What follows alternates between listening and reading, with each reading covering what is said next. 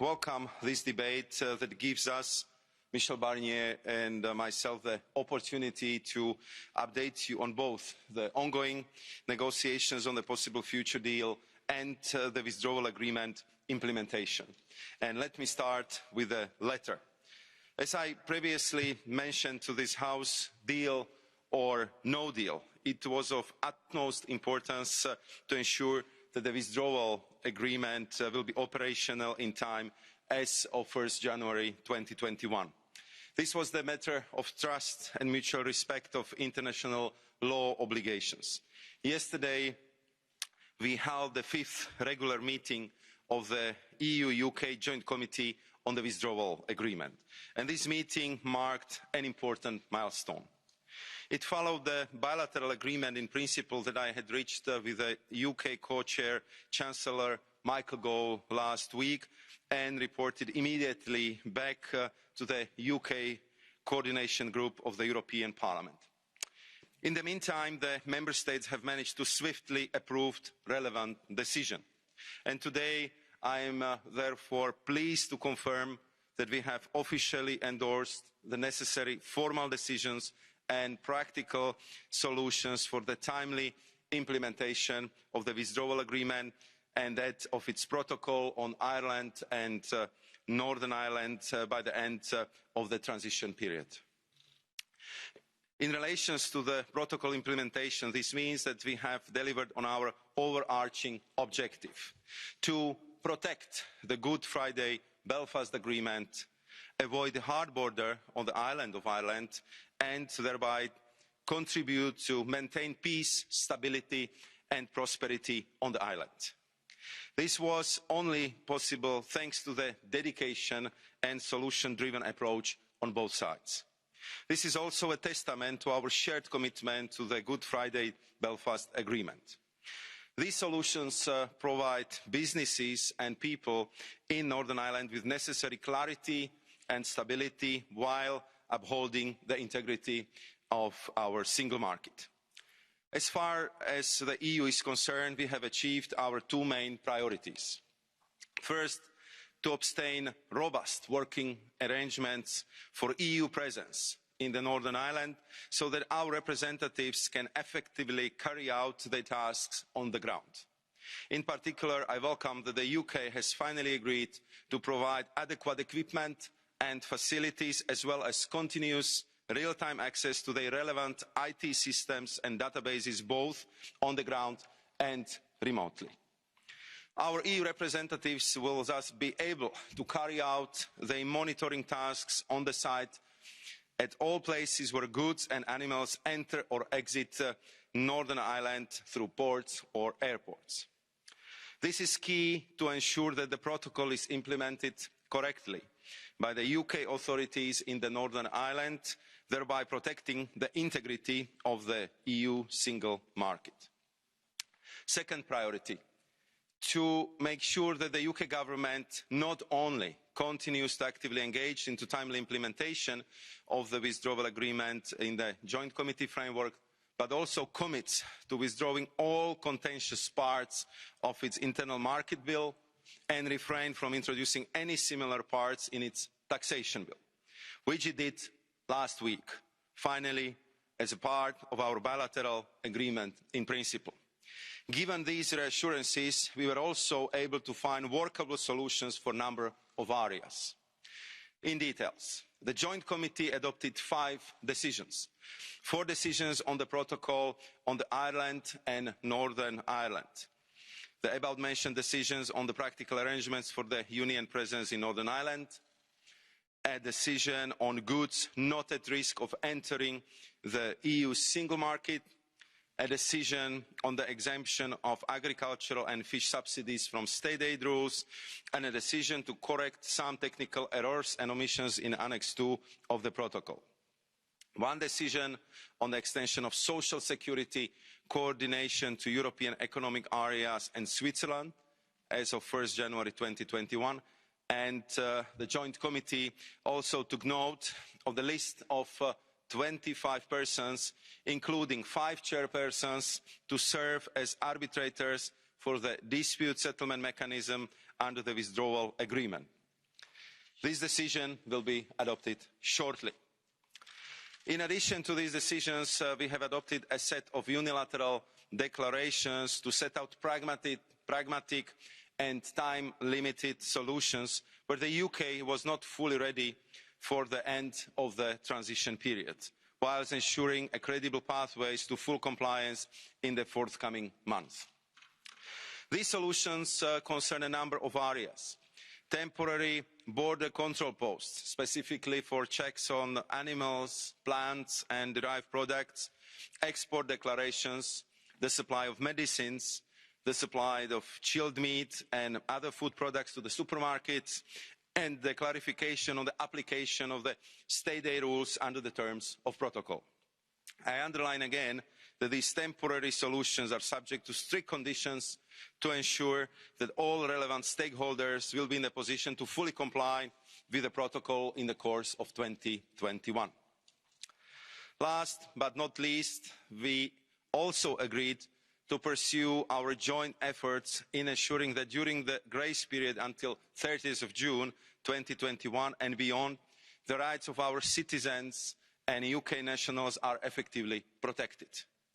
The Joint Committee thus endorsed and agreed to publish the second joint report on the implementation of residents' rights, prepared by the respective specialised committee. This report provides an update on national resident schemes in the UK and in the European Union. It also outlines outreach and assistance measures to support EU citizens and UK nationals, including vulnerable groups, and to inform important stakeholders such as employers. Much remains to be done, but yesterday marked an important first and decisive step in living up to the commitments of the withdrawal agreement. Before passing the floor to our chief negotiator, Michel Barnier, I want to underline that we will need to continue paying full attention to the implementation of the withdrawal agreement in 2021, with a focus on how our mutually agreed solutions will actually work on the ground. To this end, we have also agreed yesterday that the Joint Committee will meet at least quarterly during the upcoming year. I want to thank you, honourable members of the European Parliament, for your support in this endeavour.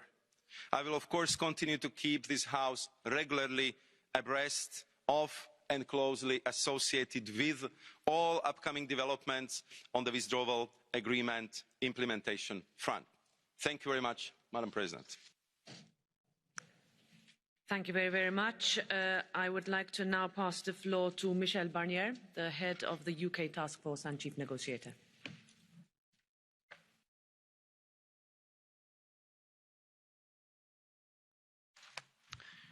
Merci, Madame la Présidente. Thank you very much, Bonjour Madam à President. chacune et chacun d'entre vous. Good morning to each and every one of you. Dans cette très longue et extraordinaire négociation que j'ai l'honneur d'animer au nom de la Commission et en votre nom depuis maintenant plus de 4 ans, après avoir réussi ensemble avec le Parlement et le Conseil préparer un traité de retrait de l'Union européenne pour le Royaume-Uni comme il le souhaitait. Et c'est ce traité dont vient de parler Maroš Šefčovič que je veux remercier personnellement et devant vous pour sa ténacité et l'efficacité avec laquelle lui et notre équipe ont réussi à organiser enfin toutes les dernières modalités concrètes opérationnelles pour que ce traité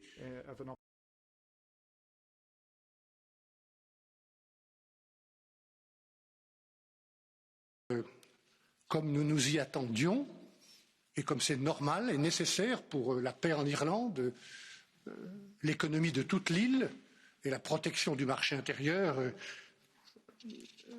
soient mises en œuvre et opérationnellement en temps voulu dans quelques jours. Et puis, ce dont il s'agit en ce moment devant vous, c'est d'une deuxième négociation. Au-delà de la sortie de l'Union européenne, il s'agit the UK from the EU. It's a question of whether the UK will leave in a few days, 10 days or so, if they're going to leave the single market and the customs union with an agreement or without an agreement. It's the moment of truth. We have very little time remaining, just a few hours, to work through these negotiations in a useful fashion if we want this agreement to enter into force on the 1st of January. Il y a 2 jours ici même, votre présidente Ursula von der Leyen, la possibilité d'un accord est là, je le pense, comme négociateur, mais le chemin est très étroit. Et à l'heure où nous devons prendre des décisions, ce sera aussi l'heure pour chacun de prendre ses responsabilités. Et moi, je prendrai les miennes, comme je l'ai toujours fait tout au long de mon engagement public, dans le respect du mandat qui m'a été fixé par les 27 États membres de l'Union européenne et qui a été soutenu, confirmé par l'immense majorité des groupes politiques ici du Parlement à travers vos résolutions. Je veux aujourd'hui rappeler 3 éléments fondamentaux dans cette négociation.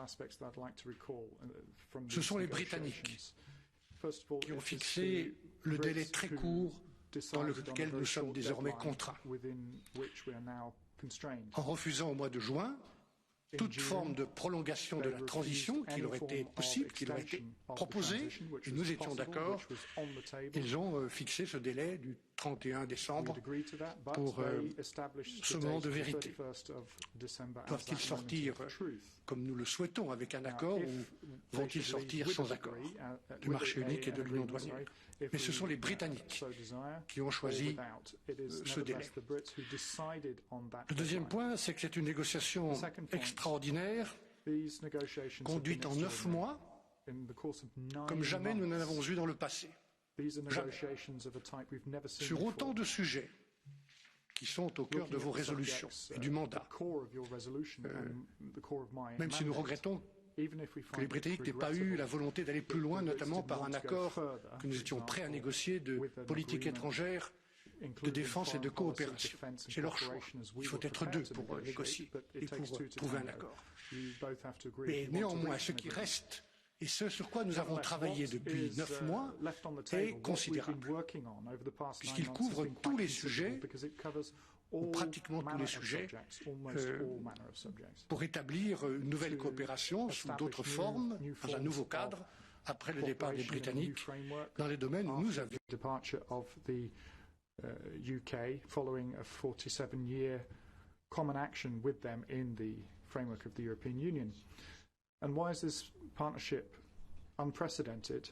Well, apart from the time frame that was at our disposal to negotiate, it took 4 or 5 years, by the way, to get an even less ambitious agreement with Canada or Japan. And given the broad spectrum of subjects we had to get through. The third point, in such an agreement, following your mandate, your resolution, everything comes together as a whole. Nothing's agreed till everything's agreed.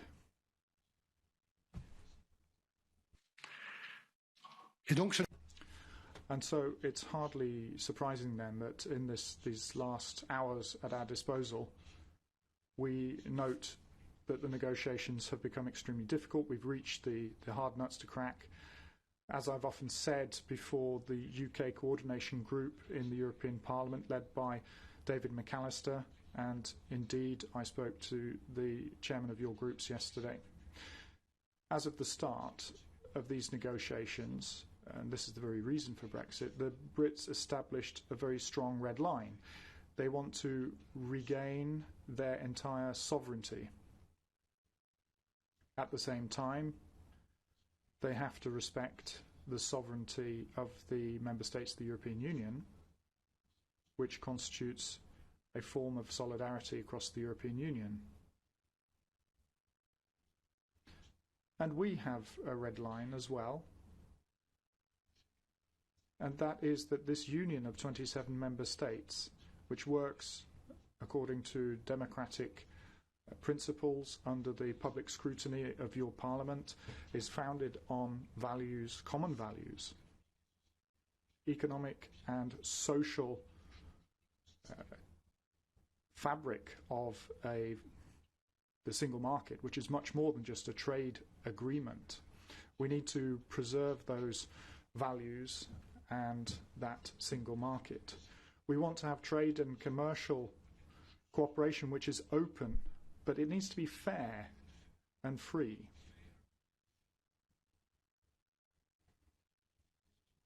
And it has to be based on what we call a level playing field.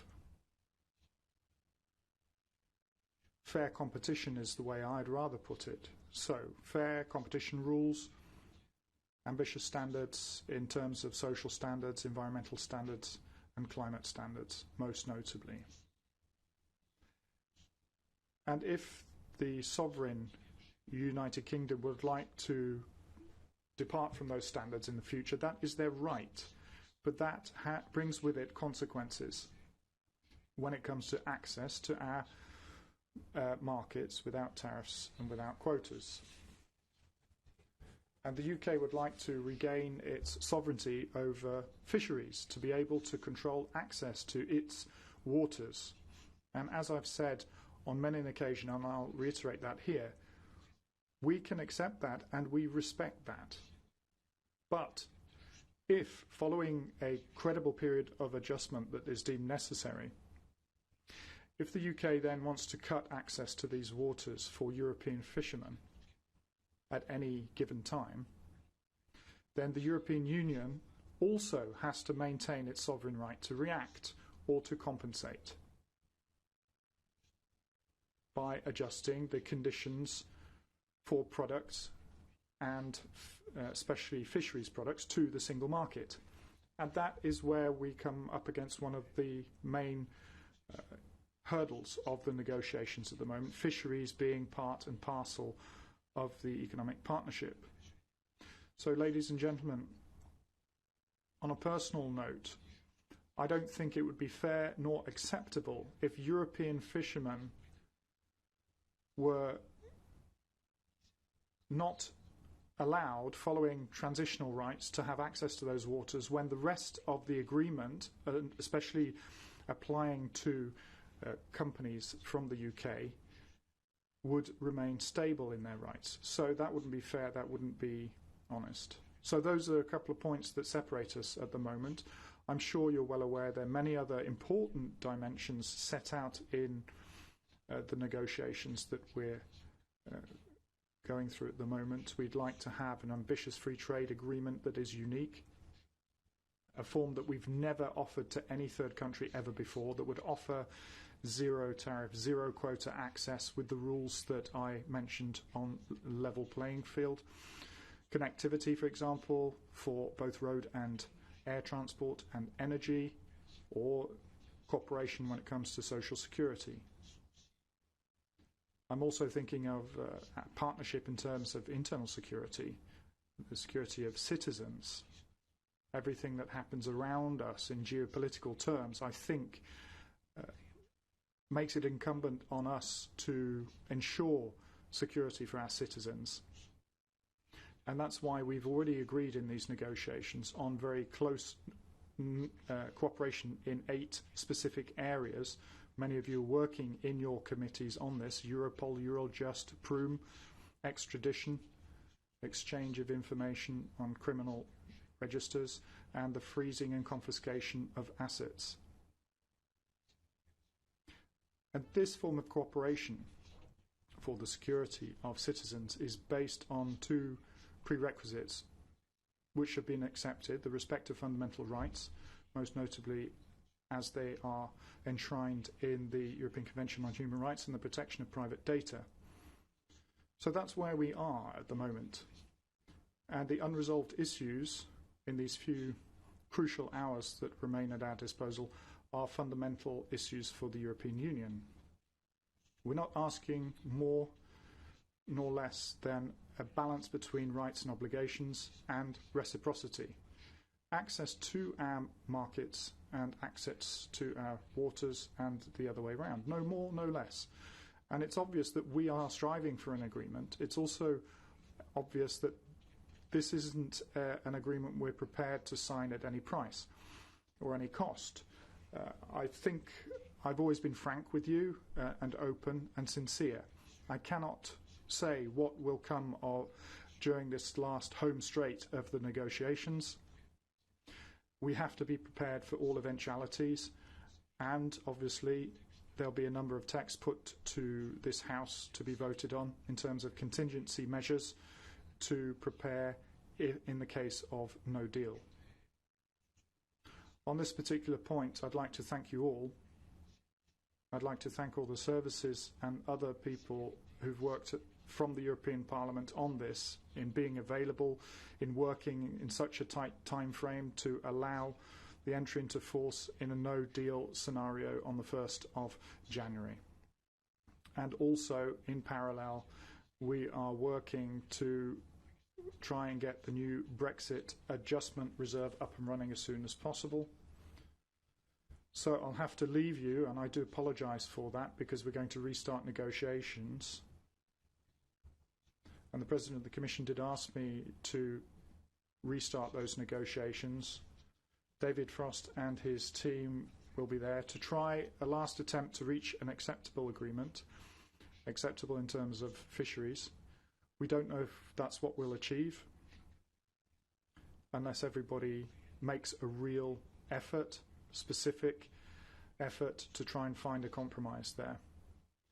So I'd like to thank you at this stage for your support and your confidence, something that has never been lacking since our start on this road together. And this confidence is founded in a method that I set out as of the outset, as of the first day, supported by President Juncker at the time and President Ursula von der Leyen subsequently, which was of dialogue and transparency in an ongoing fashion.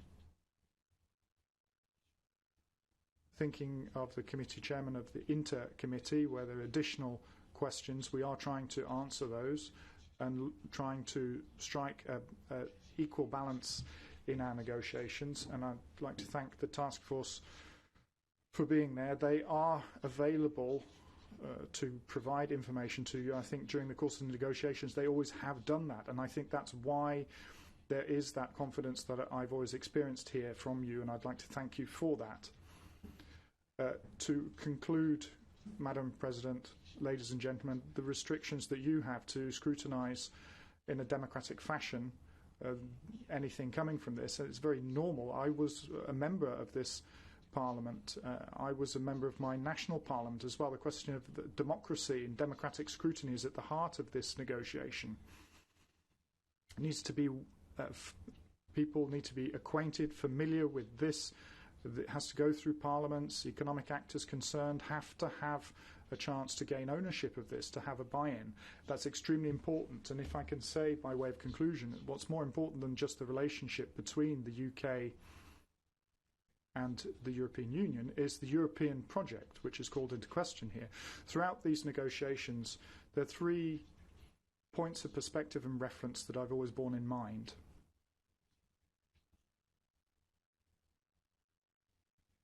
To try and allow things to work out in the long run. First of all, peace in Northern Ireland.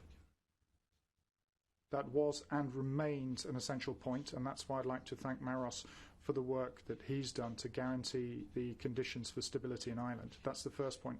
Second point, obviously, our union, I was given a mandate to defend the interests of this union, the single market, the consumers, the citizens, businesses, in all sectors.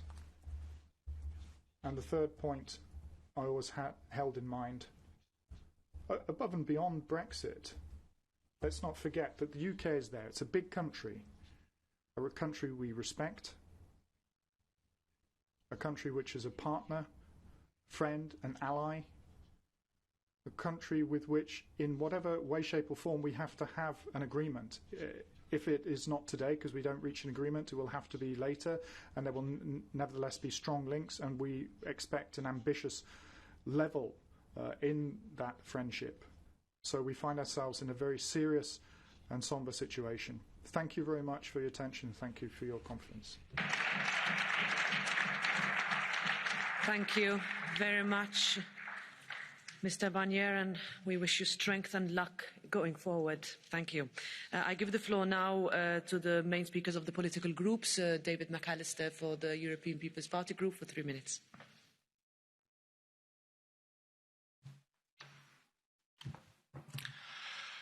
Madam President, ladies and gentlemen, as we have just heard, in less than 2 weeks the United Kingdom will leave the single market and the customs union, and yet, until now, both sides have not been able to agree on our future partnership as of the 1st of January. The negotiations have indeed been intense and tough. They take place in an unprecedented environment and under extreme time pressure. The European Union has never negotiated an agreement with a third country of such scope, and only in 9 months. Let me first of all thank Vice President Maroš Šefčovič and our chief negotiator Michel Barnier and their 2 teams for their tireless work and the very good, close and regular cooperation with the European Parliament, in particular during the recent weeks. The best solution for both sides would certainly be to reach a comprehensive agreement before the end of the year. This would provide clarity and this would provide predictability to citizens and businesses. Yesterday, the Conference of Presidents has emphasised that we as European Parliament stand ready to organise an extraordinary plenary session towards the end of December, in case an agreement is finalised by midnight on this Sunday. We stand ready to debate the outcome of the negotiations intensively as soon as possible, and we stand ready to thoroughly scrutinise the final text. But colleagues, one thing has to be very clear. This would be a unique scenario and cannot and will not serve as a precedent for future agreements. There is a narrow path to an agreement, Commission President Ursula von der Leyen said on Wednesday here in the plenary. Indeed, I welcome the substantial progress made on many issues. However, as we heard this morning, differences remain to be bridged, in particular on fisheries, and we all know this will be very challenging. Since it is still not clear whether there will be an agreement in the end, we simply have to be prepared for all scenarios. The 4 targeted and time-limited contingency measures we will adopt today aim at limiting some of the most severe consequences in areas where no fallback solutions exist. Colleagues, disruption will happen, with or without an agreement. This is the natural consequence of the British decision to leave the European Union and to no longer participate in our single market and customs union. I remain convinced that it is in our mutual interest to agree on a sustainable, a trustful and a balanced partnership with the United Kingdom, which is one of our closest partners and an ally. Thank you. Thank you very much. And now for the Socialist and Democrat Group, Irache Garcia Perez. Gracias, Presidenta. Thank you, President. The last 4 years are what we would like to discuss today, the last 4 years in our relationship with the UK. We want to build the best possible relationship for our citizens and businesses on both sides of the channel. Sadly, the populist rhetoric coming out of the UK for the last decade is preventing this. The contingency arrangements are offsetting the worst of the situation. Our citizens can rest assured that we will be able to provide contingency measures to overcome the worst scenarios in road and air travel as well as fisheries. Our contingency plans have to be used to send out a clear signal to London that the Commission, the 27 member states and this Parliament will stand together until the very end. We are aware that it would be extremely serious for both economies if there was not to be an agreement at this time of pandemic. But it would be the UK that would suffer more if there is not a deal. Mr. Johnson is standing alone. The cost of a no deal would be a significant blow to the UK economy after the consequences of the pandemic. The British forces want to see an agreement, and their ally, Mr. Trump, will soon be history. We can't continue to ask Mr. Barnier's team to continue working to reach the final agreement.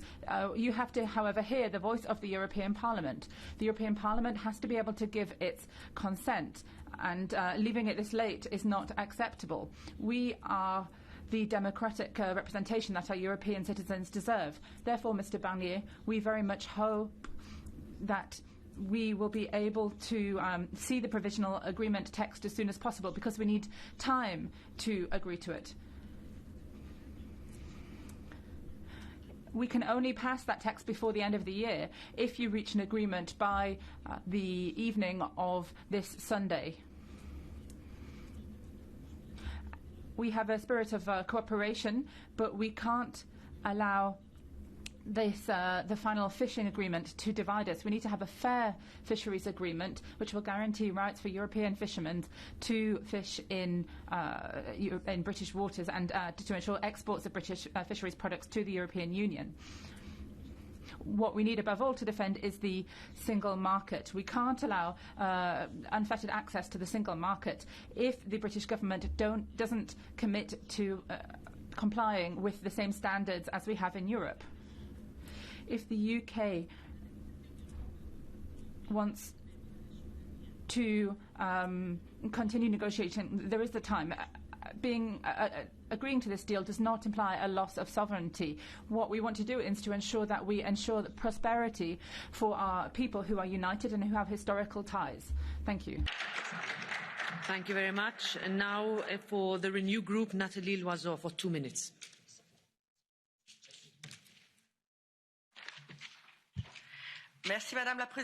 Thank you very much, Madam President.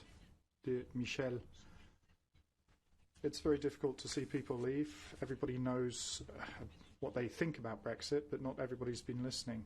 It's not the time to rake over the past today, however. We have to construct the future of our union and our relationship, and now's the time. We can see a time when our sovereign rights are respected. We are facing the same challenge. Climate challenge, COVID, terrorism in an unstable world, unprecedented attacks against our democracies. These are challenges for London, Paris, Brussels or Berlin. No country can face these challenges on their own. In the past, splendid isolation has fallen short, and now we moved on to the Entente Cordiale. And this is a new Entente Cordiale that the EU is holding out to the UK today in the form of an agreement that the EU's never signed in this nature with any country. There is no precedent. An agreement where we choose to entrust our sovereignty in terms of access to our waters and our markets, where we want to continue to be ambitious in terms of the environment, in protecting our workers, in protecting our data. An agreement that would allow us to continue trade between and exchange, indeed, between our police, our students, our businesses. And I think this focuses on the reality of what brings us together rather than the illusion of what divides us. Nevertheless, a few days before the end of the year, this agreement hasn't been concluded. Today we're going to be voted on measures which are contingency measures if these talks fail. We do not want these negotiations to fail, but it is our duty to be prepared for any eventuality. That is our joint obligation to freely choose our future side by side rather than turning our backs on each other. Thank you. Thank you very much. Thank you very much. So before moving on with the debate, I would like to open the first session of voting for today. We will be voting on the files mentioned in the agenda. The voting session will be open from 9:30 to 10:45. The voting will take place with the same methods used in previous voting sessions, and they will all take place with a roll call. I will now declare open the first voting session. You have until 10:45 to vote. The voting results will be announced at 1:30. Now, for 2 minutes, I give the floor to Nicolas Bay on behalf of ID. Merci, Madame la Thank you, Madam President.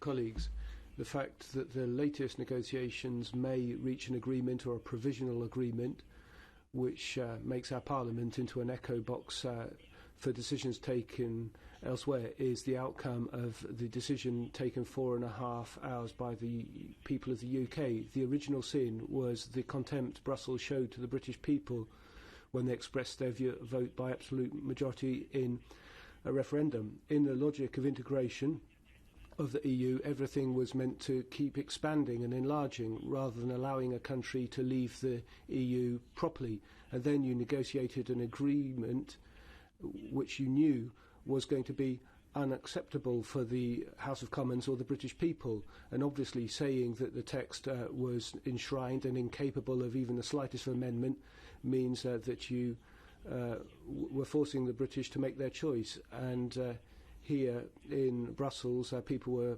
quite happy to override democracy in the vote of 2016.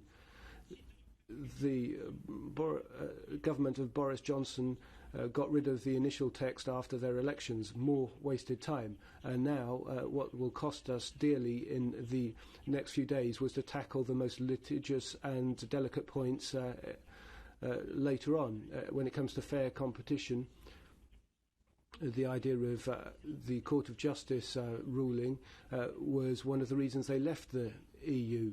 And today the Union is negotiating FTAs with the whole world, and it's giving tax advantages and financial and economic advantages for the countries capable of the most criticism, such as Turkey and Pakistan. But we wouldn't put in place a reasonable, fair trade agreement with a country like the UK. Another problem is the fisheries, a fundamental problem. Well, let's hope that the interests of the Netherlands, Denmark and France are not sacrificed because Brussels doesn't see an interest or a key issue there. And lastly, it's in our interest to have a quality agreement with the UK and to avoid prophesying doom and gloom. The plagues on Egypt if Brexit goes through. The majority voted for Boris Johnson. Nothing like that happened. Democracy was founded in Europe by our civilization. The UK decided to leave because Brussels has often forgotten democracy. Thank you very much. And now for the Green Group, Philip Lambers for 3 minutes.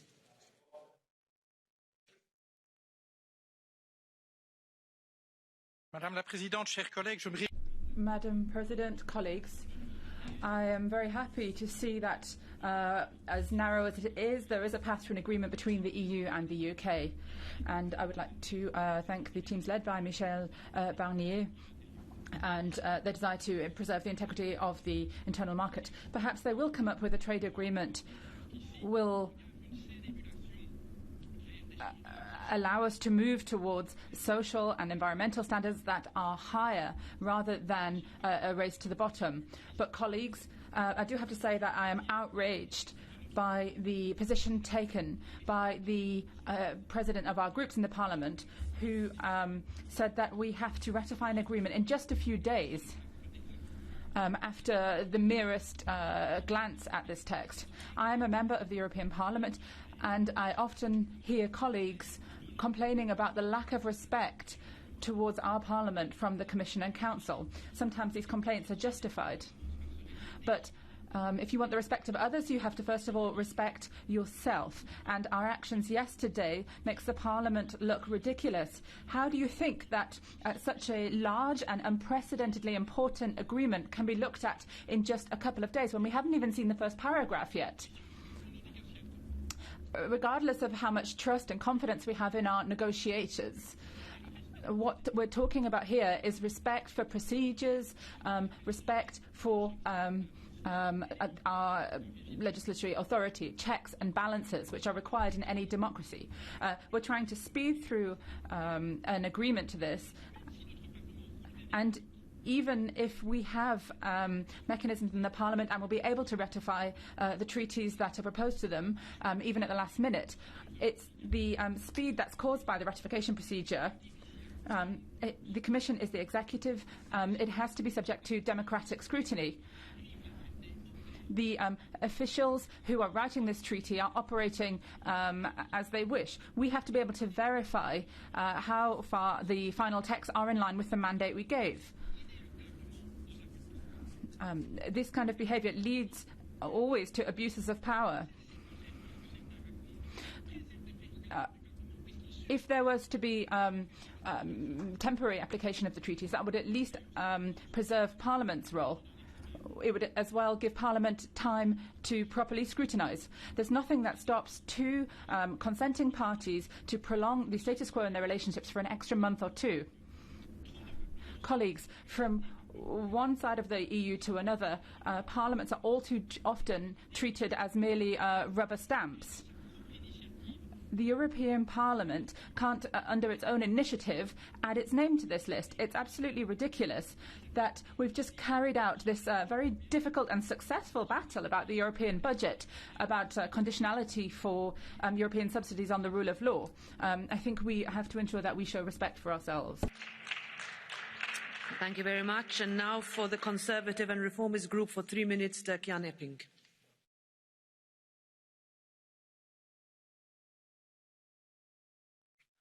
Madam President, we have come a long way, but now is the time to close the deal. History would be harsh on both the European Union and the United Kingdom if we fail on the ultimate stretch. My group, ECR, wants a deal. We have always been very close to the British, in particular the Conservative Party. British Conservatives were co-founders of our group. They offered us professionalism, pragmatism and a sense of humour. In the Conservative Party, an understatement is an expression of survival, since your opponent within is never far away, basically behind you. However, that party also produced historical leaders like Winston Churchill and Margaret Thatcher, with the power of strong personalities. Since the British have left, the European Parliament has become more boring, if I may say. And without Nigel Farage over there in the corner, rather quiet, like a provincial assembly. But Mr. Farage has found other topics to play the naughty boy of Britain. Without the British, the right to dissent seems to disappear from this Parliament, unfortunately. There is a mounting pressure for la pensée unique. Open debates and conflicting arguments, however, are ways to test ideas to reality. Too many narratives in this chamber remain in a void of self-complacency, missing the much-needed reality check. Without the British, the European Parliament tends to become a kind of religious congregation, mainly convinced of itself. We have to look for ways to keep these qualities the British have brought to this Parliament, in which, ironically, English remains the main language of communication without interpretation. The Brexit negotiations have also shown cultural differences. The French always have une logique and a big design.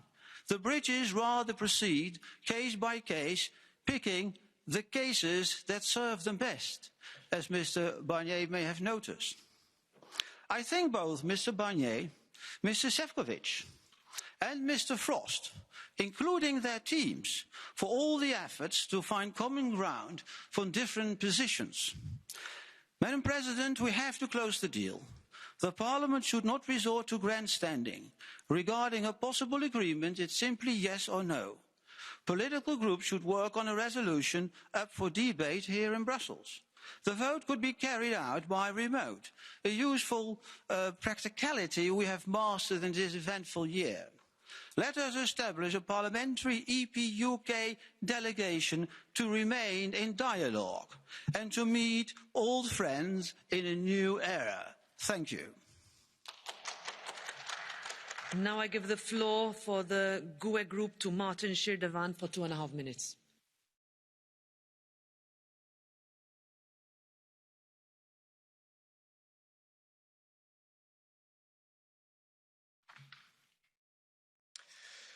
Frau Präsidentin.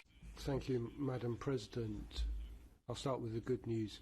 Firstly, today we are opening the path to emergency aid and measures if there's no deal, a good sign for workers and their companies in the European Union and a good signal for the European fisheries industry. However, I'd also like to propose, Commissioner, that if there is serious economic disruption, we reconsider the European Investment Bank being tasked with setting up a fund in particular to help out small and medium-sized enterprises deal with those serious consequences and support them. Secondly, I welcome the progress made in negotiations on the implementation and application of the withdrawal agreement under the Withdrawal Treaty and the Irish Protocol that the Commissioner spoke about. To remind us all, complete implementation is not just a prerequisite for securing peace in Ireland, but it's also the precondition for this Parliament voting for an agreement, a treaty at all. Mr. Barnier, we are now at a crossroads in the negotiations, and if in the next hours an agreement emerges, then I and my group will face the task of deciding how we stand on such an agreement. Do we vote for it, or given the substance, do we veto it? And the Commission has come forward with the announcement that this agreement will be the first of a new generation of trade agreements, namely a fair trade agreement, and we will measure the Commission by just that, because as the left in the European Parliament, for many years we've campaigned for a new generation of trade agreements, namely agreements that deal with social affairs, employment, environment, human rights and consumer protection, with a strong answer not just for the EU but also trading partners. But the problem is that we don't have any more time really to scrutinise thoroughly in Parliament any such agreement, or to conduct democratic debate with ourselves and the European public. But that's precisely our job as MEPs. That's precisely our work in the interest of the Europeans, and it's completely unacceptable that thus far we haven't had any insight, at least into the texts. Mr. Barnier, I wish you over the next few hours a conclusion to the negotiations, not least because that will give us a little more time to read the texts thoroughly. And to the British government, I would like to say, moved, please. Thank you very much. And now for the non-affiliated members, Vice President Castaldo for 1 minute.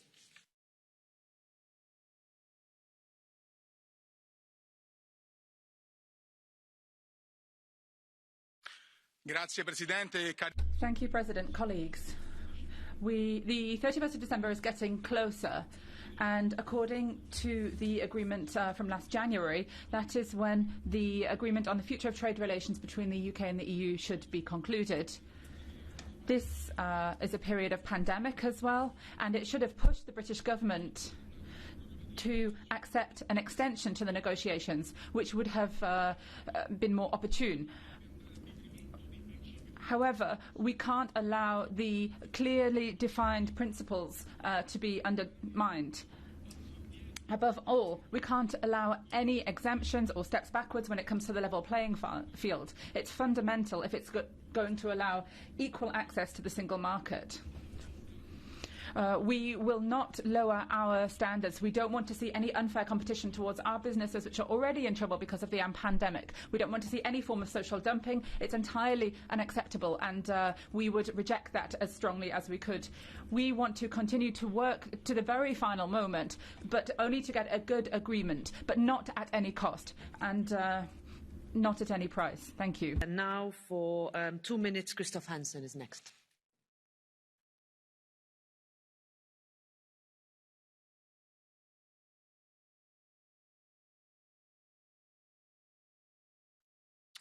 Thank you, Madam Chair. Cher Michel, dear Minister Vice President, as we go down the wire today, we meet again, still no wiser to the outcome of the negotiations on the future partnership.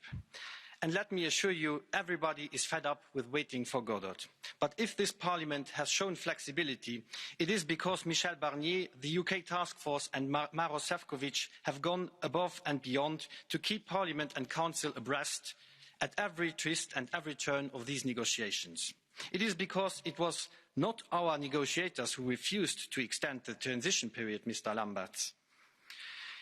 It is because the UK is running down the clock. It is because we have the historic responsibility to shield people and businesses as well as possible from the historic lack of responsibility the UK government is showing. With today's contingency votes, we show that we are not putting all our eggs in the same Brexit basket.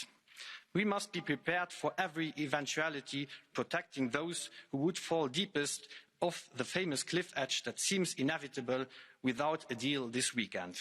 Ladies and gentlemen, a no-deal Brexit would be a serious failure of statecraft and hit citizens and businesses in the most brutal manner. Therefore, I call one last time on Prime Minister Johnson, embrace this weekend's ultimate chance to give priority to citizens over political cynicism. We owe this to our current and future negotiations. Our hand remains extended. Thank you very much. Thank you very much, Mr. Hansen. And now for 2.5 minutes, Vice President Silva Pereira.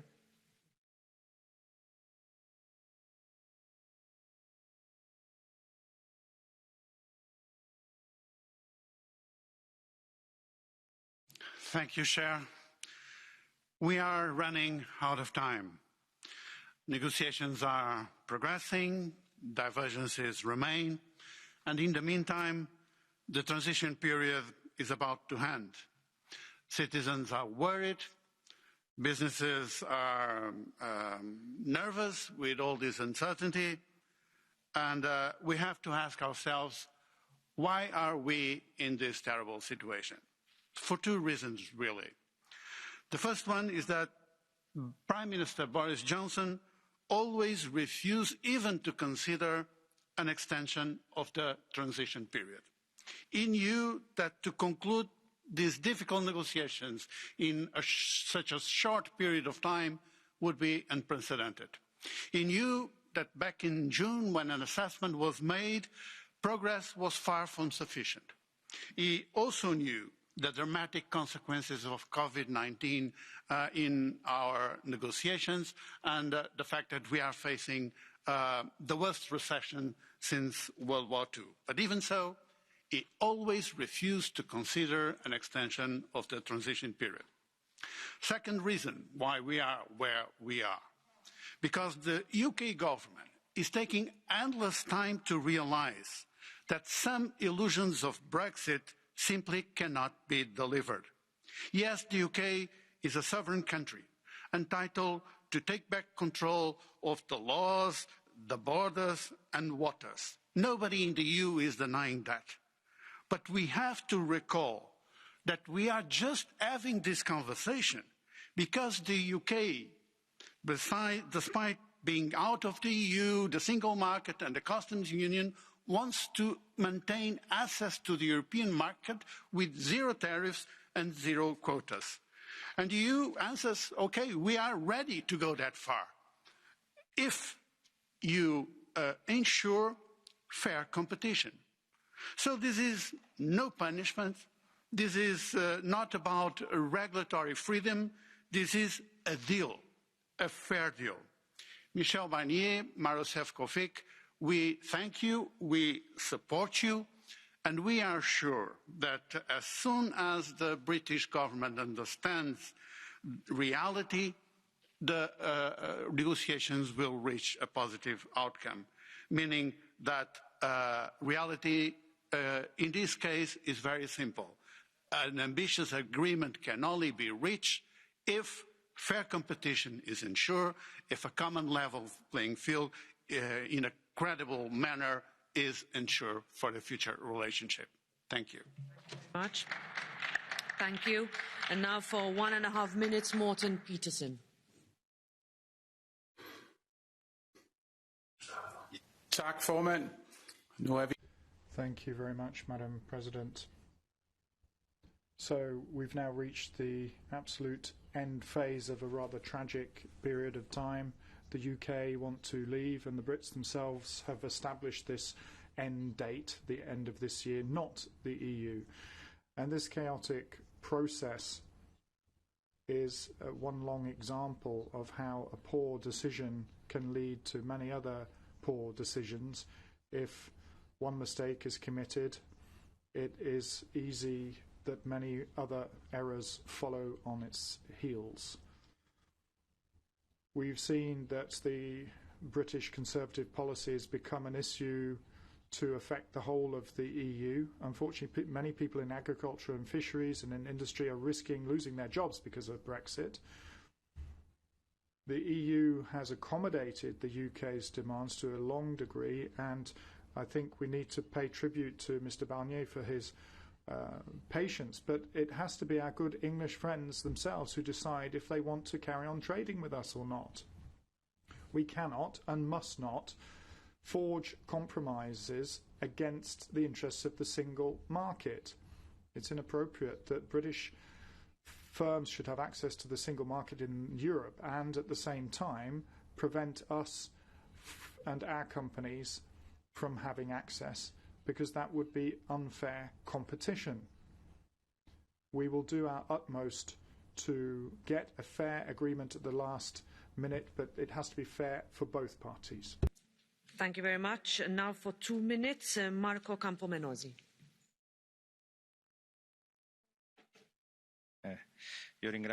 Thank you, President, Vice President Šefčovič and negotiator Mr. Barnier, who's had to leave the room. Thank you both. In my previous experience, I've learned a great number of things. My father had a small business, and he taught me that customers were always right, and that if anyone went to buy things from him, then he shouldn't treat them with a slap in the face. Now, some in this chamber have caused us to lose many months of tight negotiating time. I know how complex international trade agreements are. It's the 18th of December today, and I think it's down to the fact that the UK hasn't been able to reach a trade agreement with the USA that we should be grateful for.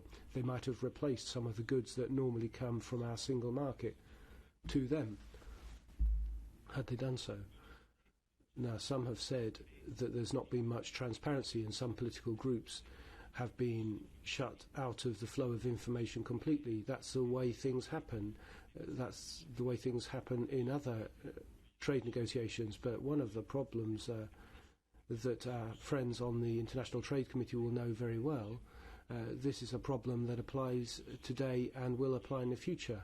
I don't agree with those who complain about the level of standards of the UK, because it will be a country that the European Parliament will realise when it's concluded agreements with Asian countries that don't respect environmental and worker standards, that we haven't suspended Turkey from the customs union. I think it would be a little hypocritical to raise such aspects in this process. And let's think about the European companies and workers and try and understand the lessons that have been passed down to us by Brexit. And now for 1.5 minutes, Gwendolyn Delbos-Corfield.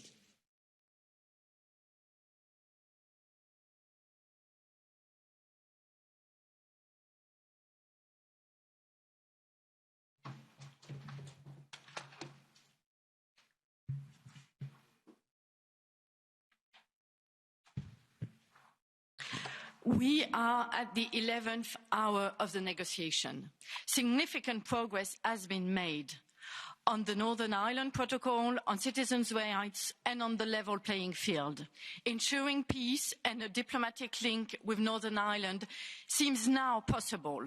Ensuring there are standards, high democratic environmental, social standards in our trading and cooperation with the UK is still a priority, but time is ticking. And we no longer have the possibility for scrutiny before the 31st of December. We cannot fulfil our duty as member of this Parliament. And running down the clock should not be an effective negotiation tactic. We are seriously endangering our future relationship with the UK if we accept a last-minute deal and if we submit ourselves to this shameful UK government strategy of delaying talks since 1 year. There cannot be blind trust. We are here to protect the rights of the citizens, both in the EU and the UK. Let's take the example of the data protection. We already know that Facebook is planning to shift oversight of data belonging to British users from Ireland to USI. And once again, this UK government has a very problematic record on the data protection aspect. So we cannot sign an agreement with them, an adequacy agreement, with no further scrutiny. We need at least a technical extension, a 6-week minimum scrutiny period written in any deal that would be made. Thank you very much. Thank you. The floor now goes to Geert Bourgeois for 3 minutes.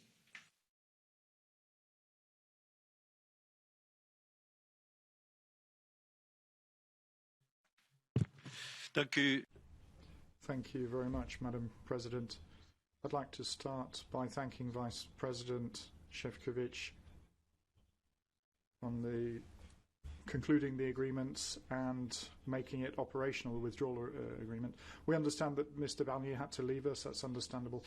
I'd like to thank him for the massive effort he's put in, a lot of patience, good resolution as well, with the necessary pragmatism and flexibility as well. My question then is, everything ought to be done in the last days, the last hours, to try and reach an agreement. Because the consequences of a no deal, ladies and gentlemen, are horrendous. For the European Union, we would lose 1.2 million jobs. And this would come over and above the disaster of Corona. The UK would lose more than 500,000 jobs. In Flanders, we would lose 2.6 of our GDP and 30,000 jobs. So I'd like to ask the Commission to do some rapid work on the Brexit fund to make sure that those regions and sectors that are hit hardest to be covered. If we can counterbalance or compensate for the downsides of Brexit, maybe we can have some new trade agreements that are absolutely necessary.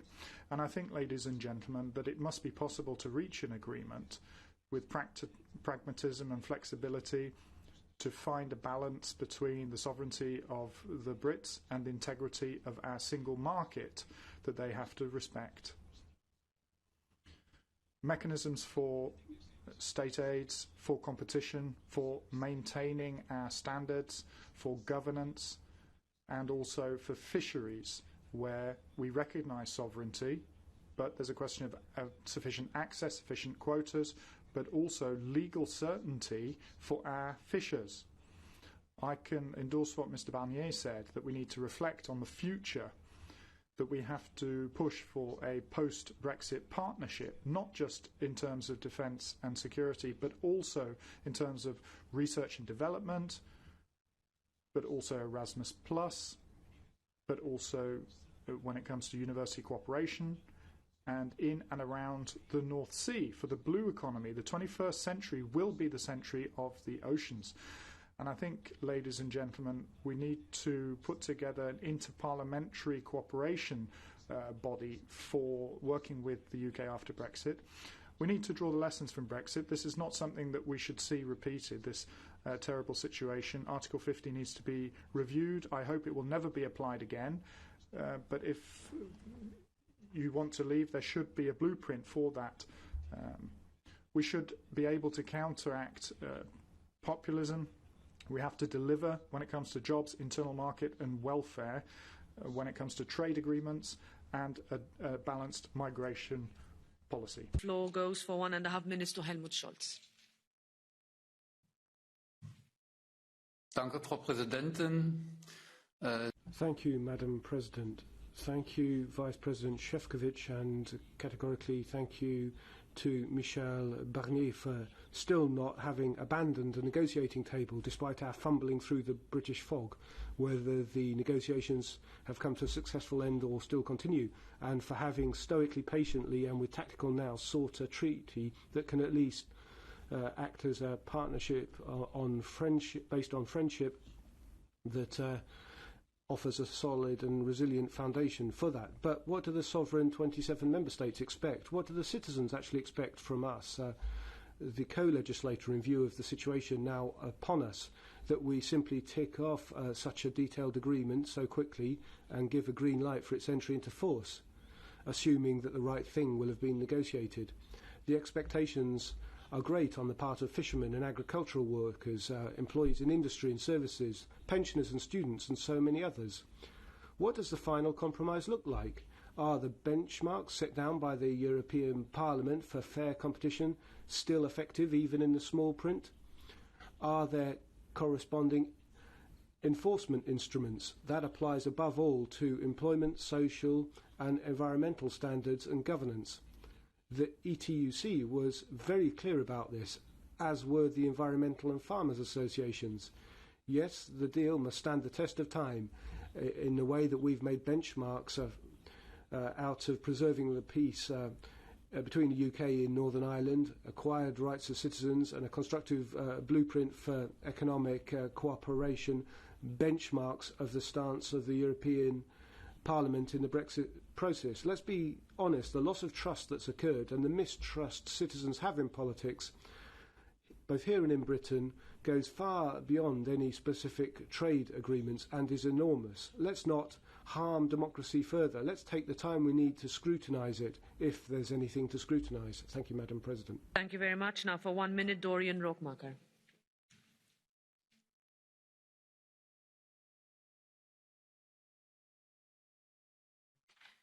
Thank you very much, Chair.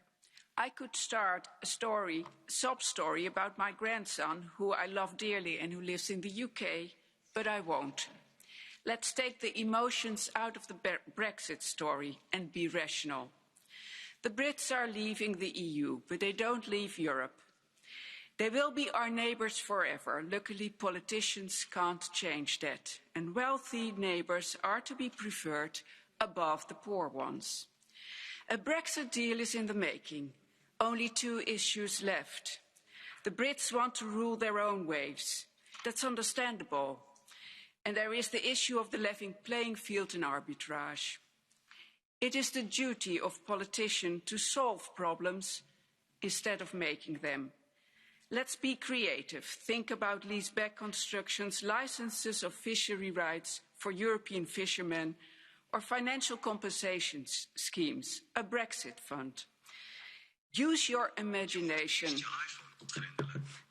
Make a deal, not an ambitious deal, but the best deal possible. Jobs are at stake here. Mr. Barnier and all EU leaders, the EU citizens are counting on you. Thank you. Thank you. And now for 2 minutes, the floor goes to Gabriel Mato.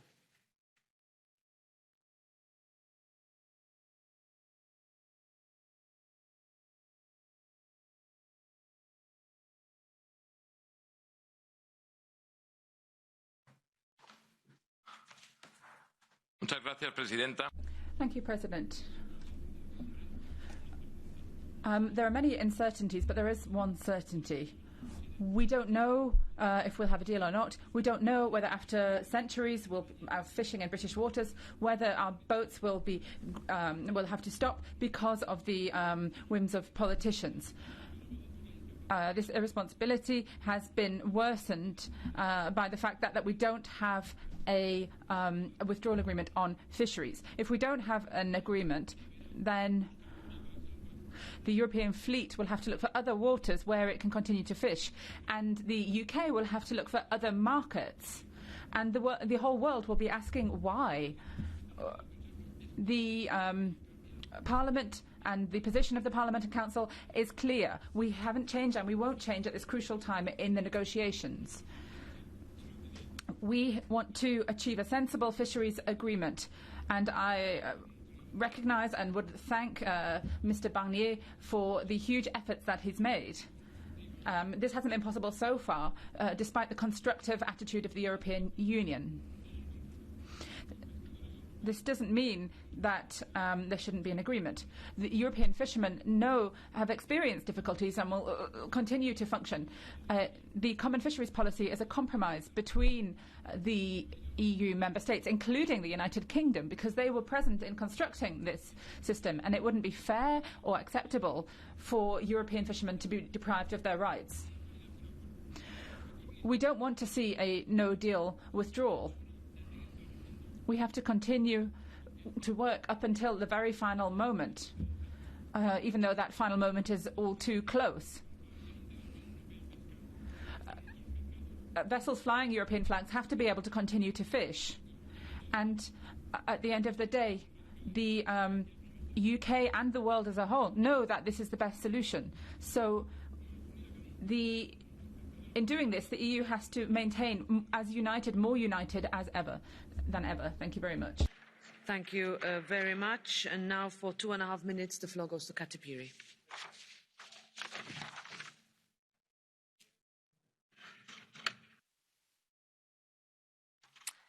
Colleagues, 1 year ago, we offered the United Kingdom something we had never offered any third country. The most comprehensive partnership that the EU has ever concluded. And we stand by our offer. The European Parliament has consistently been extremely flexible, patient and constructive throughout the negotiations. And we will continue to do everything within our power to avoid a no deal. Because we are aware of the crucial importance of such an agreement for our citizens and our businesses. But we also remain realistic. Only 13 days left until the end of the transition period. A no deal has never been closer, and our citizens and businesses deserve clarity and predictability. And that is why today we are ensuring that planes can keep flying, trucks can keep running, and fishermen can keep fishing after December 31st. And these contingency measures, of course, cannot substitute for a deal, but they will alleviate, if necessary, the otherwise unavoidable disruption for both the EU and UK citizens. Because in spite of Michel Barnier's tireless work and dedication, the UK government still has not found the courage to find an agreement. Prime Minister Johnson has yet to acknowledge that every agreement is a compromise and there's no such thing as having all the benefits of EU membership if you decided to leave it.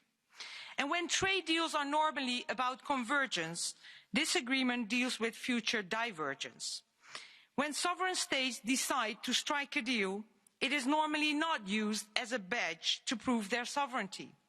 And when all European nations are in the midst of an economic recession due to a pandemic, it would only be sensible to avoid another blow to our businesses and citizens.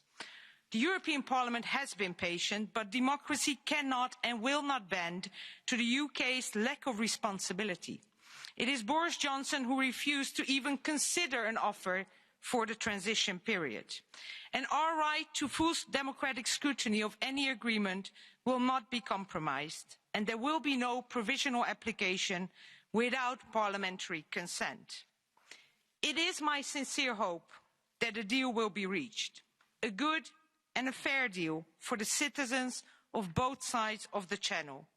And it will have been worth it, every single second of it, because as one of the greatest from the UK would say about these negotiations, all is well that ends well. Thank you very much. Thank you very much. The floor now goes to Lisa Schreinermacher for 1 minute. Thank you, Chair. There are less than 2 weeks left until January 1st, and there is still no certainty that we can agree to a deal. It would be a grave understatement to say that this situation is very unpredictable for our citizens and companies. The only certainty that they have now is that the situation will change. With or without a deal, there will be different rules and different procedures. But let's try to keep the hurt of Brexit to a minimum. The EU and the UK both benefit from a fair deal, a deal that ensures a level playing field, fair competition and is future-proof. And I hope the negotiators are still aiming for that and that they will conclude a deal as soon as possible. So we can finally say, you have done your job, now let us do ours. So the European and UK people finally just can get back to their jobs and their lives. Let's put our differences aside and focus on what unites us, because a good deal is in everyone's interest and should form the basis for our future relationship based on shared values and appreciation. Thank you, Chair. Thank you. The floor goes now for 2 minutes to Harald Wilimski. Thank you very much, Madam President. Ladies and gentlemen, in order to understand this debate about deal or no deal, we have to just look back to 2016, where a majority of the British population said that they did not want to belong to this European Union any longer. And I think for the European family of peoples, it would have been the right task to have looked at that decision and met it with respect. And the majority of Brits would have been met with respect as well. But that wasn't done. From the very outset, it was deemed to be a decision that could not have come to pass. Many of the people here did not meet that decision with friendship. They disapproved, they wanted to have punitive sanctions, and the worst for me was that the chief negotiator for the EU met the Brits with an unfriendly disposition, which was not really should have been placed in this sort of situation, where the former president of the European Council said that he thought they belonged in hell. So we know that there has been certain people comparing partners to undesirables from the French Revolution. That's not the way forward. The decision's been taken. The Brits are in the process of leaving the European Union. They can start moving, they can take decisions. Just 2 examples here. In the corona crisis that affects all of us, we have a situation where the Brits have already been vaccinating people for 2 weeks for those who want a vaccination. The European Union hasn't even started with that. A second example, something important to me, is in the situation of torturous animal transports. The Brits are in the process of putting a stop to those torturous animal transports. The EU is not in a position today to make conditions appropriate for that sort of thing. So I'm calling on you, ladies and gentlemen, use the final stretch of these negotiations to meet the Brits with respect and friendship, because maybe one day, once this European Union has been reformed and the Brits want to return, then you must bear in mind that the final stage of negotiation was characterised by friendship and respect to you and them, not disapproving sounds, because that's not the sort of thing we need to hear. Thank you. Thank you. The floor now goes for 1.5 minutes to Grace O'Sullivan. Thank you, Madam President. Madam President, ask not, as the line goes, for whom the bell tolls. As the clock ticks down to December 31st, we look forward to ringing in a new year that will surely be an improvement on the one we've been through. The bells of the new year will herald hope, but so too will they toll for a bleaker tale, as December 31st marks the end of an era and Brexit becomes a harsh reality. This week, we're seeing contingency measures being put in place in preparation for a no-deal Brexit on issues including transport and fisheries. The measures are a bare but crucial minimum in terms of protecting livelihoods and links with our EU partners. But they do not provide any clarity around protection of our waters or our coastal communities and fishers, the men and the women who bring food to our tables. Scouts in Ireland say, be Olive, be prepared. We can but try. Ask not, Madam President, for whom the bell tolls, I repeat. Brexit will impact on all of our lives, and the Brexit bell will toll for each and every one of us. Thank you. Thank you very much. And now for 2.5 minutes, our colleague Brudzinski.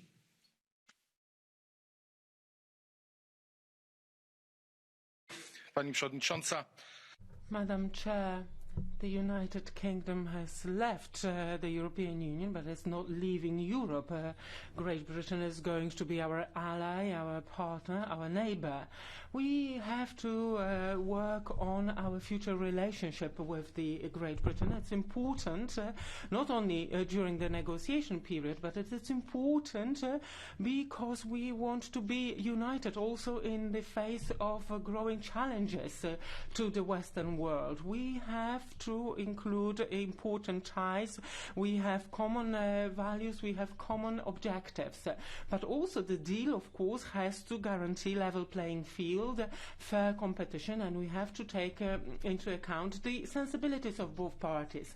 We want to be ambitious when it comes to access to our respective markets. We want to guarantee fair competition.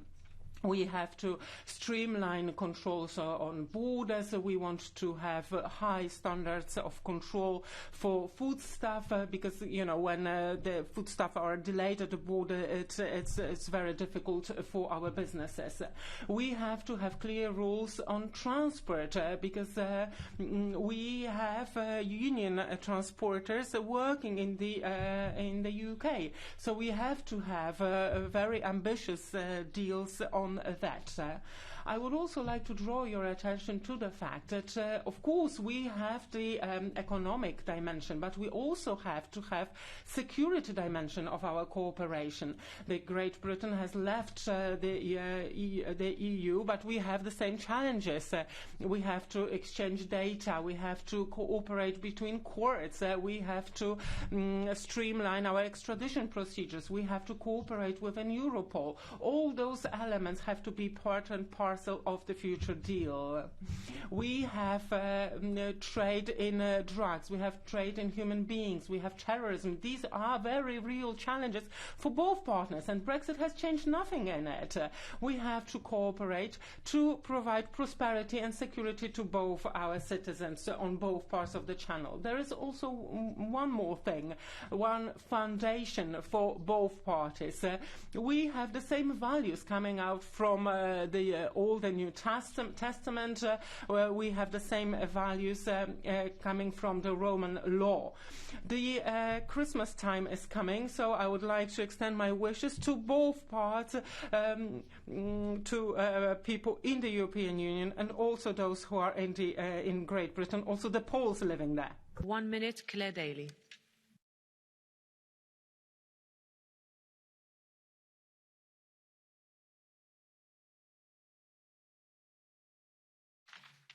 Thanks, President. There's no doubt about it. Breakups can often be ugly and hostile, and this one has certainly been no exception. And I, for one, am heartily glad that it's coming to an end, because for 4 years we've been fed a diet in Ireland that this is the end of the world as we know it. But you know what? It isn't, because business is business and a way will be found. It may be the case that some of the new arrangements are disruptive in the short term, but new arrangements will be found. And I just think it's an awful pity that a lot of this debate was marred by so much sneering and triumphalism. From the one hand, sort of claiming that, sure, aren't those Brits awful Egypts? They didn't even know what they were voting to the outrage that the Royal Navy might police British waters. Well, why wouldn't they, when Spanish, French and Portuguese trawlers are already destroying the seabeds and interfering with our fisheries rights in Ireland. So the idea that the EU is driven by high values and the Brits are just out for themselves is utter nonsense. Both sides are looking out for themselves. But we should remember here today that 17 million European citizens voted to leave the European Union. There are tens of millions more who are being let down. The real division isn't between the EU and the UK. It's between the haves and the have-nots. And we start dealing with that or there'll be a lot more Brexits to come. Thank you. And now for 1 minute, Clara Ponsati-Obiols.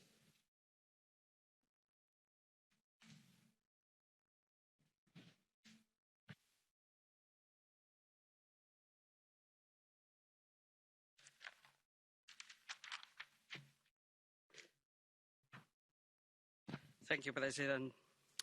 The outcome is still uncertain, but whatever the outcome, let me thank you for the efforts of the negotiation teams. But the difficulty to get this agreement should be a lesson for us in the future. If the EU is convinced of our own potential and strength, we should see with no fear becoming more open and flexible, both to enter and to leave. The EU needs a Clarity Act to lay the ground for an orderly exit of any member state with a mandate to leave. And it should also establish clear paths into the EU, a path that we hope our fellow Scottish friends will follow soon. The basis also for the internal enlargement of the Union should be also fixed with no taboos. This is the way that we as Catalans wish to follow soon. Political unions strictly based on transparent and democratic principles last longer than those that aren't. The freer and the more democratic the rules are, the more united we will remain. Thank you very much. Thank you. And now for 2 minutes, Radek Sikorski.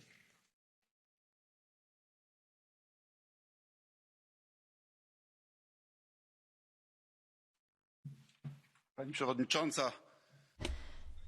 Madam President, ladies and gentlemen, as the previous President of the European Council, Donald Tusk, said, we faced a choice between a hard Brexit and a no Brexit. And he was right.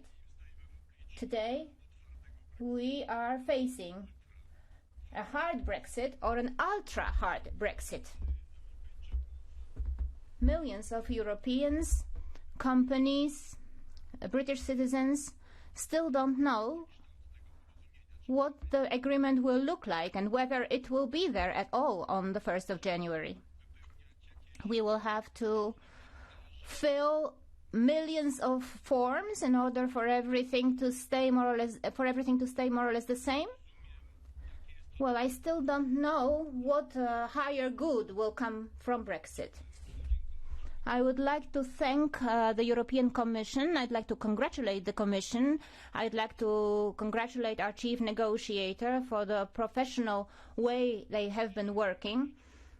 In particular, I'd like to thank for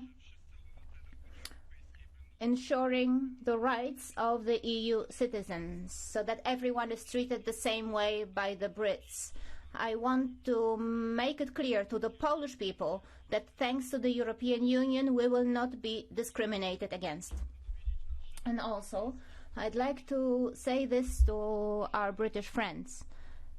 I'd like to say that if we were negotiating with any other country, and if 12 days before the end of the transitional period, we still didn't know what the result would be, we would already terminate those negotiations. This is proof of our friendship with the European Union. Ladies and gentlemen, I'd like to wish you all a Merry Christmas, and I hope next year will be a better one. Thank you. Thank you very much. And now for 1.5 minutes, Bernd Lange.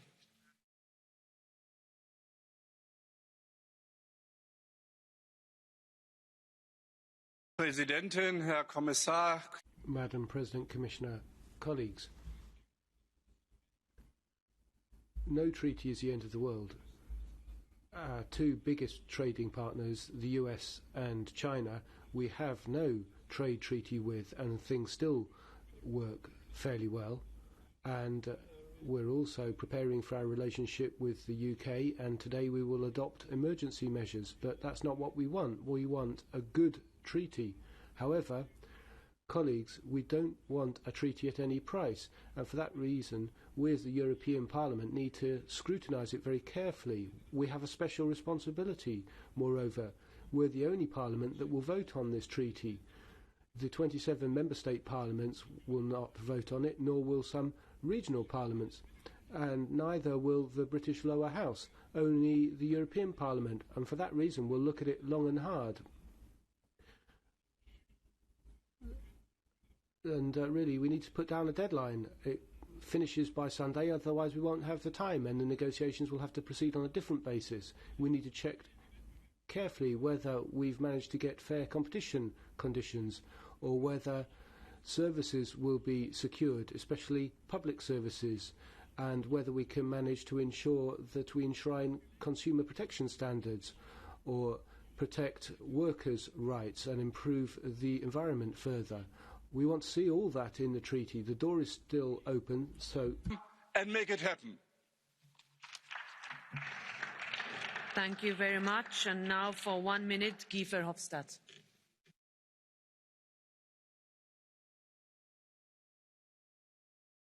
Yes, thank you. So I'm an optimist by nature, so I think that ultimately there will be a deal. Because it's in the interest of both parties to have the deal, in the interest of the UK and also in the interest of the European Union. But I think also, let's be a little bit realistic. Huh? Everybody talks now about, oh, someday there has to be a deal. Well, possible, yeah, hopefully, yes. But let's be realistic. It could be that we need all the time to have this deal, to negotiate this deal. And then there could be solutions for that. A technical prolongation of the transition, a provisional application of the agreement, or even stopping the clock. Huh? That's also done in such negotiations. What is now the most important for us all is not to panic from the European side and to fully support our negotiator, Michel Barnier, and to have, at the end, a fair competition, because it's about that. It will be far more devastating for our companies if the outcome of this negotiation is an unfair competition in their disadvantage. That is the reason why we have to continue to be very clear on this. There has to be a level playing field. No unfair competition can be accepted. Also on fish. If they want that we eat their fish, well, we have to have the possibility to catch their fish in their waters. That's the bit. And then last remark that I want to make is a request to Michel Barnier and to the negotiation team, that is to do something on Erasmus. I know the cherry-picking attitude from the Brits, who are, in fact, is devastating for Erasmus, but let's take a unilateral measure towards the students in Britain, that they can continue unilaterally to make use of Erasmus. It's a pro-European generation, this young generation, and it's this generation who will bring back the UK inside the European family in the next decades. Dear colleagues, thank you. Now for 2 minutes, Laura Huhtasaari.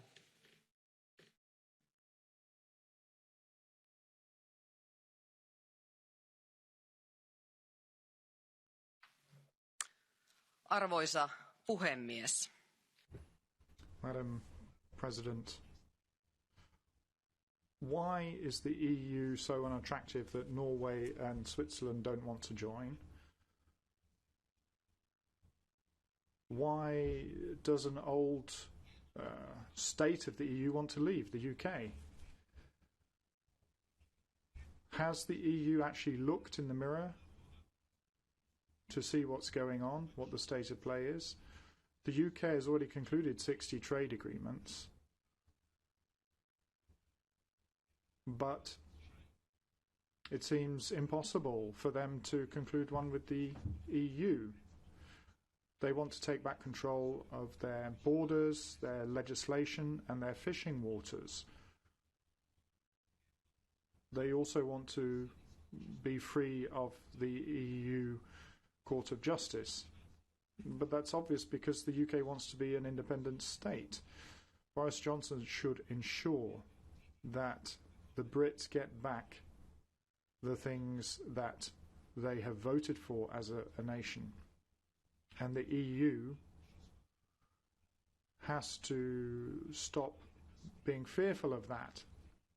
The EU often says, well, if you leave this EU paradise, then things will go badly for you. But we have to stop fear-mongering about the future. Who would have thought 3 years ago that we would have been facing the struggle with the coronavirus that we are facing? Now, what's going to happen with the EU in future and with the member states? Well, time will tell. But one thing is clear. It is better to be free and poor than prosperous and unfree. I actually am envious of the Brits because they can actually do something in the world now. Next speaker for 1.5 minutes is Caroline Roos. Merci, Madame la Présidente. Thank you, Madam President, and thank you to the negotiator, Mr. Barnier. I'd like to use my speaking time to talk about the fishermen. Their situation is more than worrying. I've been to meet the fishermen in Brittany and Normandy who explained to me the risks that Brexit was bringing to bear down on them. In the north, in Boulogne, for example, some fishermen do 80% of their fishing in British waters. If there's no agreement, the Europeans will no longer be able to access those waters. That would lead to many vessels shifting into European waters, in particular coastal waters. And that major concentration, but also quotas being set unilaterally, would cause a genuine ecological catastrophe. All fishermen would then be threatened, including those who don't fish in British waters. But an agreement won't resolve everything. Despite the promises, it's clear that an agreement will be made at the price of a significant drop in European quota. Come what may, member states must give priority to protecting small-scale artisanal fisheries. Quota reductions must not be applied across the fleet in blanket fashion. According to Article 17 of the CFP, member states must use economic, social and environmental factors when allocating fishing authorisations.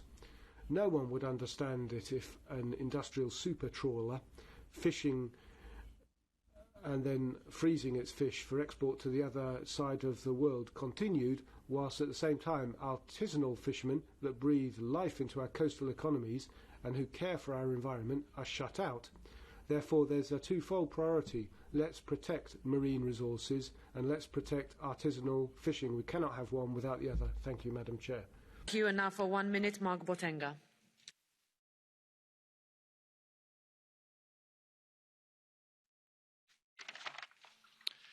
Thank you very much, ladies and gentlemen.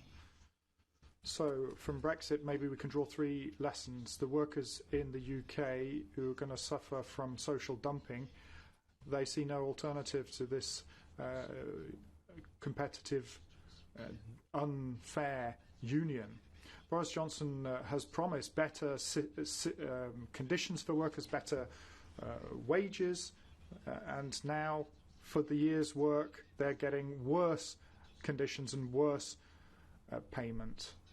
And thirdly, Flanders. In Flanders, SMEs are going to suffer. It may cost us thousands of jobs, and the jobs in Antwerp will be put under pressure for the dockers, for example. And yet, Vlaams Belang is still applauding this as an excellent Brexit. Their nationalism, your nationalism, Mr. Annemans, is leading to disruption in social fabric and lower wages. I can tell you directly, this is not going to happen. No way, Mr. Annemans, no way. Thank you.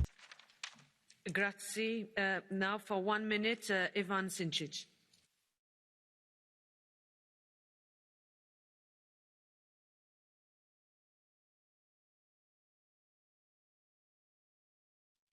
Hvala vam lijepo. Trebali bi se ovdje Thank you, Chair. We should go back to the beginning.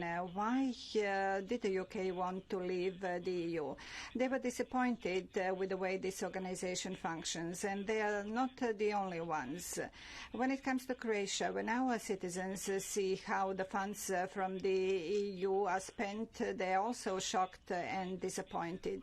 They are also disappointed when they see how the tenders are implemented in case of EU funds. Let me mention project for waste disposal, Babina Gora. In this call for proposal, you have the old methods specifying exactly the equipment you need in order to narrow down the criteria for the selection of the best tender. There are other examples as well. Very often you have the principle first come, first served, without taking into account the quality of the proposal. Instead of becoming a tool for development, the funds have become a tool for destruction. Unless the EU brings its home in order, the Brexit will only be the beginning.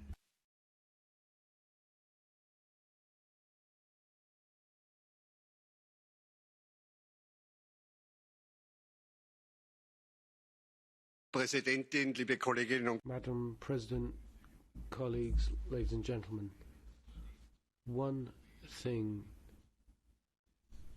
is certain for the European Parliament: there can be no agreement without the consent of the European Parliament that we can give the citizens of Europe, and there'll be no consent from the European Parliament without detailed legal scrutiny. I'd like to thank all those who have contributed to cohesion within the European Union. De facto, it's always about the same thing. We, the European Parliament, the Commission and the Council, are defending the rights and values of the European Union. We are defending the rights of the citizens. We are working to ensure fairness in how we relate to one another. We are standing for the continuation of the peace process in Northern Ireland. That's the basis of the cohesion, and that's the basis of the negotiations. On the one hand of the Channel, unfortunately, what has been asserted is a form of tactics, cherry picking and arrogance and a duplicity towards one's own citizens about one's strategy. We are predictable and prepared to negotiate and prepared for every situation, and that's why we are today adopting contingency plans to deal with an unprepared no deal in the area of transportation of goods and persons, aviation, safety and fisheries. But we must also learn the consequences from Brexit in the debate over the future of Europe, and we must learn the lessons of Brexit in the way we deal with one another. There are many Brexit suspects amongst us in Hungary and Poland and other member states.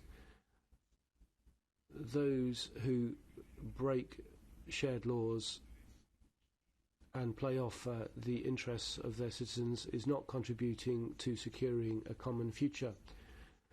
Withdrawal solves no problems.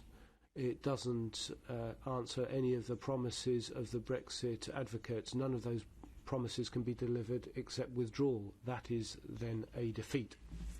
12 minutes is Kathleen van Bremt.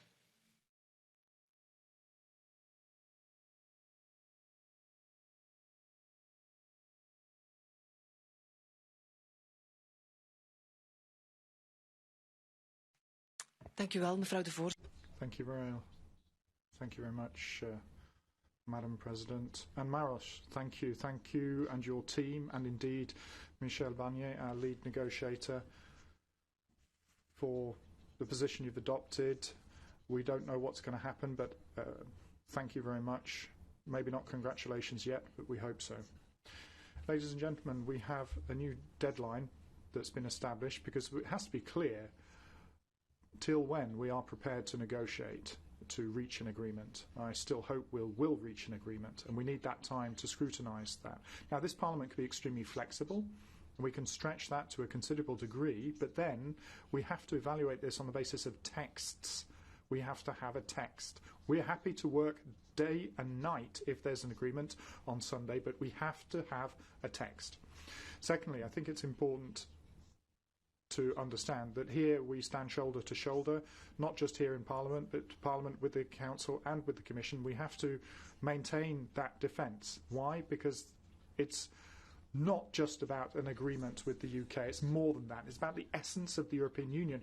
That's why this agreement is so difficult, because it's about the essence of what we stand for. Yes, it's about our social model and the maintenance of that social model and the possibility of extending that. Yes, it is about the protection of the environment and the climate and the possibility to maintain that and to bolster defence, and that is what's behind this agreement as well. And nobody, ladies and gentlemen, nobody can threaten that. Even our fair friends in the UK. Thank you. Very much. Now for 1 minute, Barry Andrews. Thank you, Madam President. Otto von Habsburg was a member of the European Parliament for 20 years after 1979. He believed profoundly in the essential unity of the European peoples. He insisted that an empty chair be kept in the chamber of the European Parliament to symbolise his belief in the inevitable accession of Central and Eastern European countries. Madam President, 16 million UK voters voted to remain in the European Union. They were Northern Irish, they were Scots, they were Londoners, but above all, they were young people. And I believe we should keep an empty chair in our chamber to symbolise our hope in their eventual return and the welcome they will receive. I'm not sure if I'll be here to see that day, but I very much hope that I live to see the day when UK MEPs come back through the doors of our chamber. And if that chair symbolises nothing else, it should symbolise the towering achievement of the European Union in helping to broker peace on the island of Ireland and bringing about a golden age of Anglo-Irish relations, whether through accession in 1973, the Good Friday Agreement in 1998 and its implementation, and now the Northern Ireland Protocol. I hope and believe that I can say with confidence that Ireland will be the first to welcome them back. Thank you. Thank you. Now for 2 minutes, Gunnar Beck.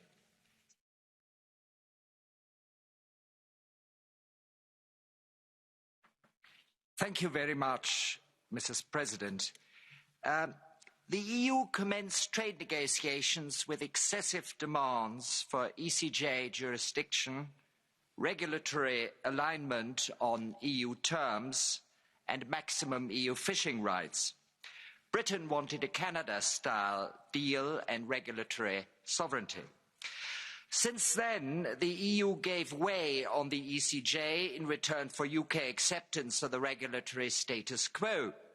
Negotiations also shifted from dynamic realignment to rules that would allow Brussels to offset higher EU costs imposed by future EU climate change standards not applicable in the UK.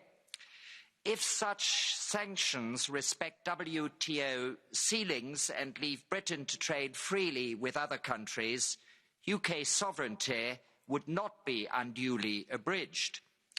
Germany has a huge trade surplus with Britain. France gains too. UK trade is vital to Ireland, whilst EU trade matters even more to the British economy. In these circumstances, a trade deal is almost an imperative of reason. May I therefore remind the EU that trade deals are about trade and mutual advantage and not about climate change or world rescue missions. Nor is it wise to make every issue a point of principle. Let me close, unusually perhaps, on a positive note. If reason prevails and a deal is struck, this will be due in no small measure to Michel Barnier's commitment, acumen and diplomatic sensitivity. And as for the charge he's bypassing Parliament, that is the very last thing that crossed my mind as a member of the UK Coordination Group. Thank you. Thank you very much. For 1 minute now, Terry Reintke.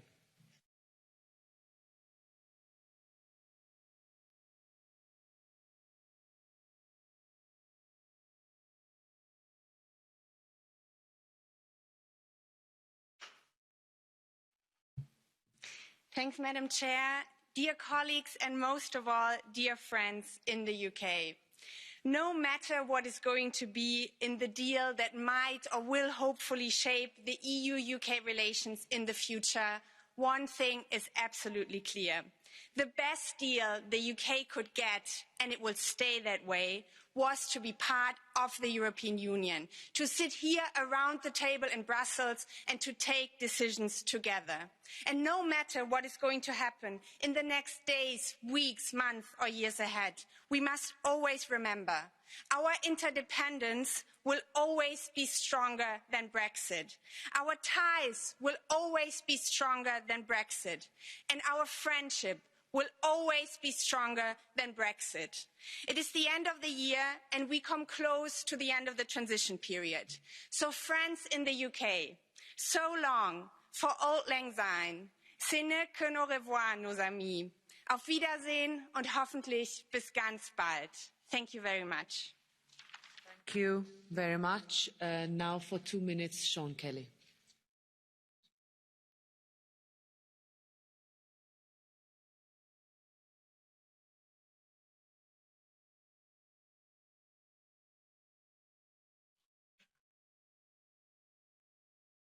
Good morning, Commissioner. Since June of 2016, we've discussed Brexit in largely a similar fashion in this House. We have constantly reiterated our respect for the British people's decision to leave our union. We have constantly reiterated that we would like a close and mutually beneficial relationship, and we have clearly laid out our negotiating positions in a transparent way. Yes, this has not been a smooth process, anything but, in fact, but then that's the norm for divorces. We have witnessed the issue of Brexit dominate the political landscape in the United Kingdom with intense debate and division. And here in the EU, it has never been far from the top of our agenda and has diverted our attention from other key issues. This process has been painstaking and the cause of lingering anxiety.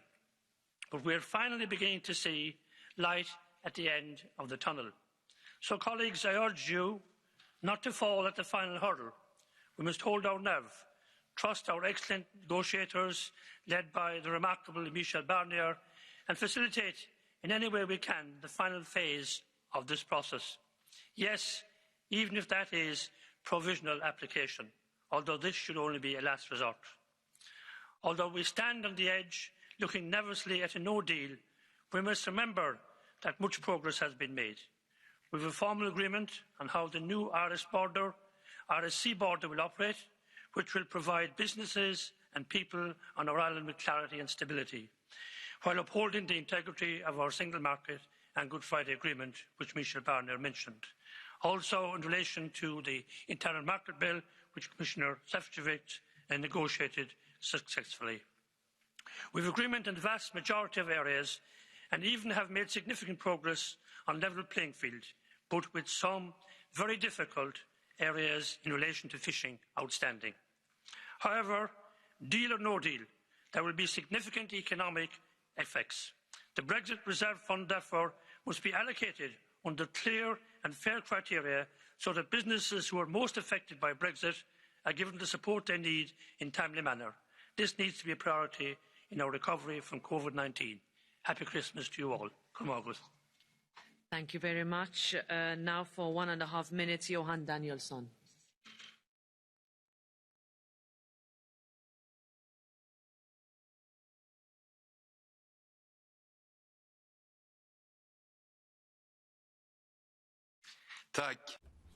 Thank you very much, Madam President.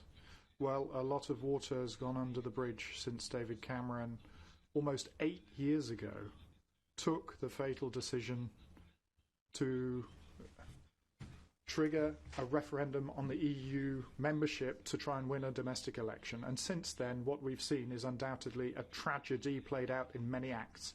Now, the drama is starting to reach its conclusion. The only constant here, in positive terms, over these long years of negotiation has been our ability within the EU to stand shoulder to shoulder, our ability to keep calm. And it's important that we continue to carry on like this in the home straight over the finishing line, something that's got us through these difficult times. We need an agreement that will maintain high standards in terms of social standards, environmental standards as well. We have to continue to have good transport connections between the UK and the EU.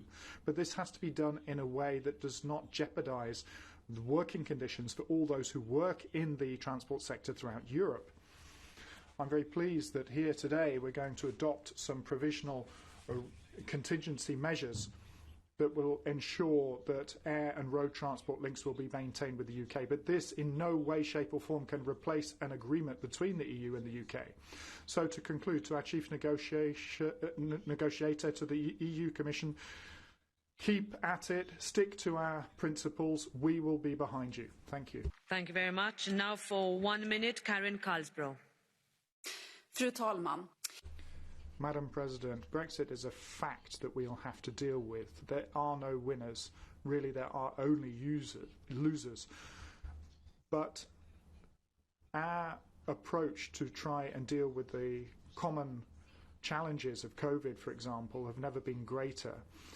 We have to continue to fight the good fight. And the will for all of us to travel, to study in different countries will remain. It's not we who have voted out the UK. It's the UK who's leaving the EU, but they're not leaving Europe. Now what we need and what we expect is an agreement to establish the rules of the game for cooperation and for a common future. Thank you. Thank you very much. And now for 1 minute, Anna Cavazzini. Thank you, Ms. President. First of all, I want to thank Michel Barnier and all the negotiators for their endless effort. Nevertheless, we are in a very uncomfortable situation. We are 2 weeks before the deadline and no one knows what will happen. Yes, it is good that we are still negotiating, and it is good that we could prevent a no deal so far. But this situation we are in is really unacceptable. Business and citizens don't know what will happen. And the European Parliament itself finds it in a very difficult dilemma. Either, if there is a deal, we are creating huge chaos on the 1st of January, or we just give up our scrutiny rights. It is absolutely clear a deal with a strong level playing field is still the best outcome for everyone. But we as the European Parliament, we cannot make a fool of ourselves and just let go out of hand our scrutiny rights. We are not just a rubber stamp institution, and we need proper time. For me, the time until the 28th of December is far too short, and I think we should push for technical prolongation in order to have proper time for scrutiny. Thank you very much. And now for 2 minutes, Danuta Hübner.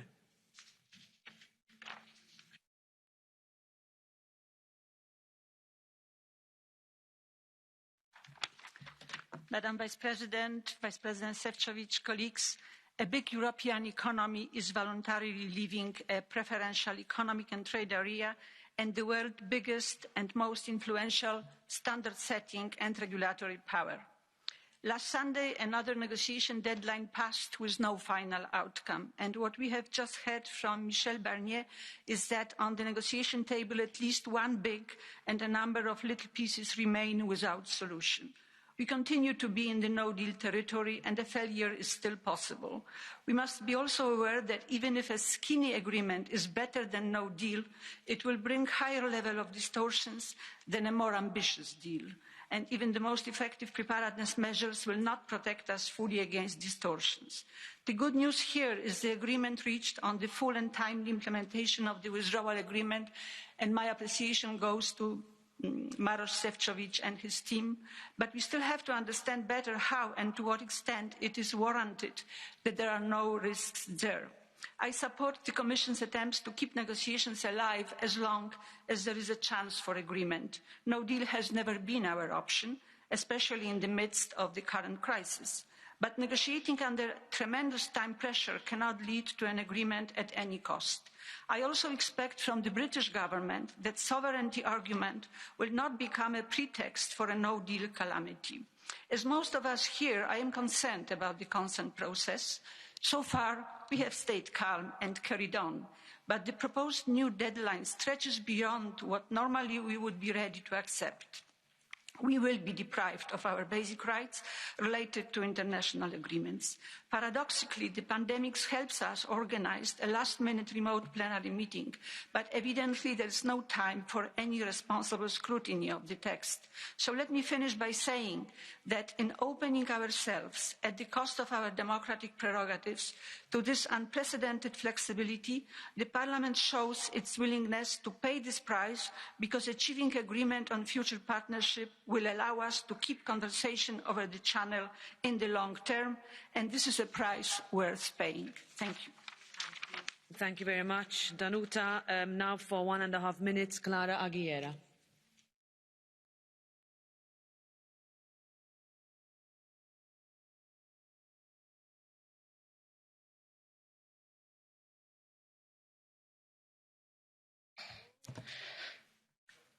Muchas gracias. Thank you, President. I'd like to start by thanking Mr. Barnier for the very good work that he's done and thanking all of his team as well. I think they've done the best job that it was possible to do. However, colleagues, it's not easy. We are and have been facing negotiations with a British Prime Minister who has been extremely firm. It's never going to be easy. However, I do want there to be an agreement, even though we only have a couple of days left. But above all, I want to pass on the voice of farmers and businesses, a great number of people who are facing a lot of uncertainty. But as the Fisheries spokesperson for my group, I want to speak on behalf of the 1.5 million people who are directly affected by the fact, or if there's not to be a deal. What I want to say and say to the Commission, yes, let's do everything we can for an agreement, but we can't forget the fisheries sector and we can't leave them behind, because we know that this is a symbol of a hard Brexit for the British to recover sovereignty of their waters. We have to remember the fisheries sector, and I ask all of you to do the same. Thank you very much. 1 minute, Samira Rafaela. President, I would like to thank Vice President Šefčovič and Mr. Barnier for their continued efforts. The UK will remain an important partner and friend of the EU. Therefore, the ultimate goal should always be a comprehensive agreement reflecting our close relationship. But the new free trade agreement must be based on reciprocity and a fair system of rules. As we head towards the last and very real Brexit deadline, I cannot overstate the growing frustration in the EU. We are dealing with a lot of uncertainty caused by pressure from a strict deadline that the UK set itself. As I can see in the Netherlands, exporters are already facing long queues at Calais to cross the channel. And as MEPs, we need to be able to explain to our citizens and businesses what they can expect from 1st of January. Therefore, we need sufficient time for scrutiny in case of a deal. This is part of our responsibility towards citizens and businesses who need clarity. Thank you. Thank you. Now for 1.5 minutes, Francisco Mianmon.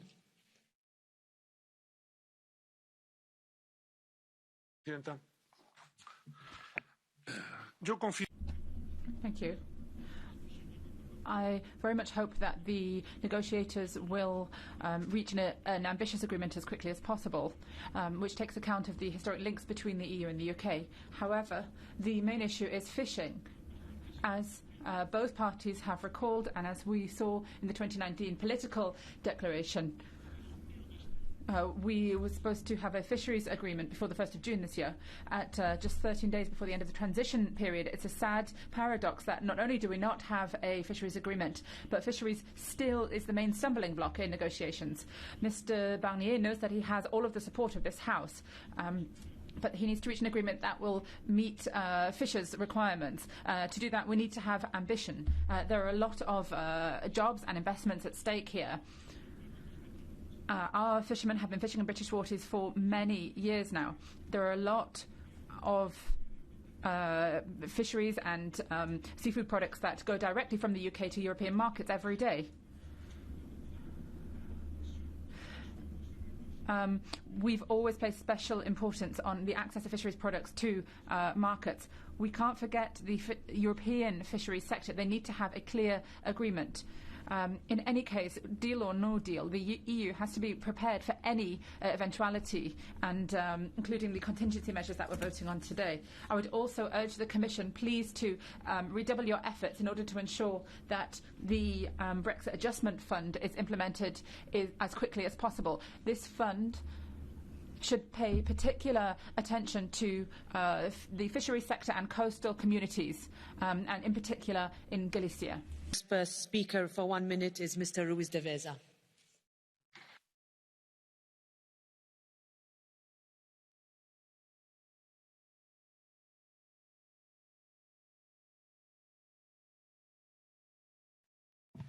Thank you very much, Madam President, colleagues.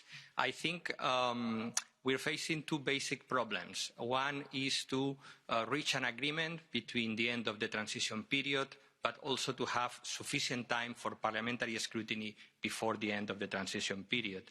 And this second point is very important because I'm afraid that this seems to have been, at least according to the public information we have in the media, an afterthought also for our negotiators, because it has never featured that we had to get this agreement before the end of the year, but also with sufficient time for parliamentary scrutiny. So I think this should be made now a clear part of this last step of the negotiations.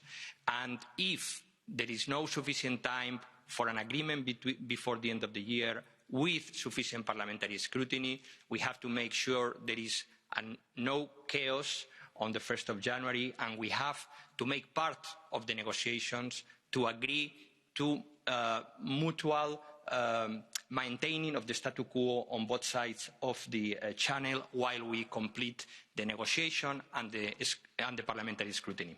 Thank you very much. Thank you. Next is Luis Garicano for 1 minute.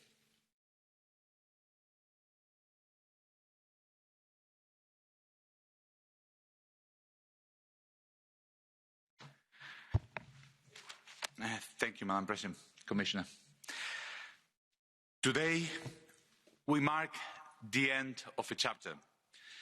4.5 years after the Brexit vote, blindness has finally triumphed. Even before the divorce is complete, we can see the looming catastrophe. Lorries queue for 24 hours in Dover. Tourists will lose insurance, delays and passport stamps in Eurostar. Dear British friends, is this what you voted for? Passport stamps and lorry queues? This moment is a victory for Europe. There can be no clear vindication of the European project. The farce that it is a European nation alone, outside of the EU, is being exposed. To my British friends, I say, politics may change, but geography will not change. The future shall only be less kind to a small island on the periphery of the world's largest trading bloc. I am afraid you'll soon discover that you're neither having your cake nor eating it. And when you inevitably come back, there will be no pound, no preferential treatment. These are the consequences of the choices you made. Until then, good luck. Thank you very much. And now Enika Győri for 1.5 minutes. Thank you, Madam President. Tisztelt képviselőtársaim! Senki nem gondolta volna. Thank you, colleagues. No one would have thought that a week before Christmas, we still wouldn't know what conditions the UK would leave the European Union by. The British decided on withdrawal in 2016, and that decision we must respect. It's not about revenge, it's not about unfulfillable conditions. I'm confident that the Commission, in the final phase, will act on that basis. Both parties must know that it's not just about rights, but also about duties, and a divorce is always painful. In the interests of good neighbourly relations, it's important that we negotiate a good agreement. We'll continue to be pragmatic and realistic on that. And if we have an agreement, then the Member States, the Parliament and Council must do their utmost to ensure that the agreement is implemented. With or without an agreement on the 1st of January, there will be problems at the borders, in transport, in traffic. Companies in the EU must absolutely be informed so that they can securely prepare for the mess. The UK and the EU must do everything they can to ensure that citizens feel secure, and companies too. We must minimise the damage. The withdrawal is going to be a problem for the UK and the EU.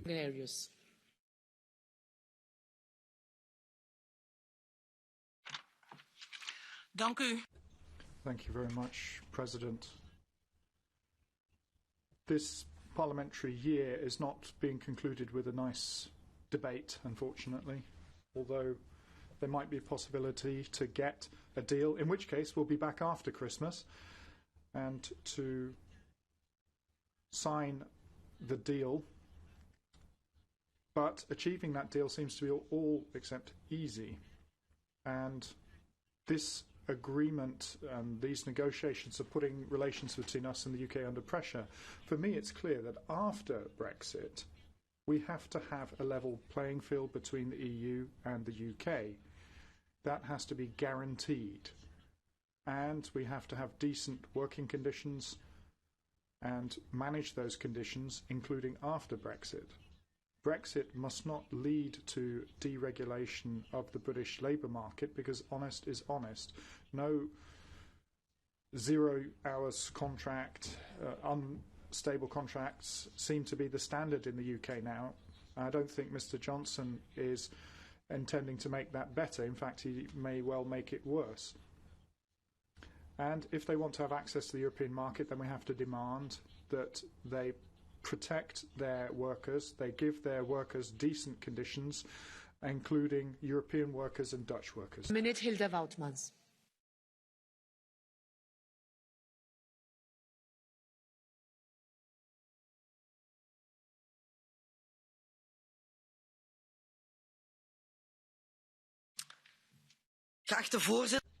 President, ladies and gentlemen, as far as I'm concerned, Brexit was a very silly decision.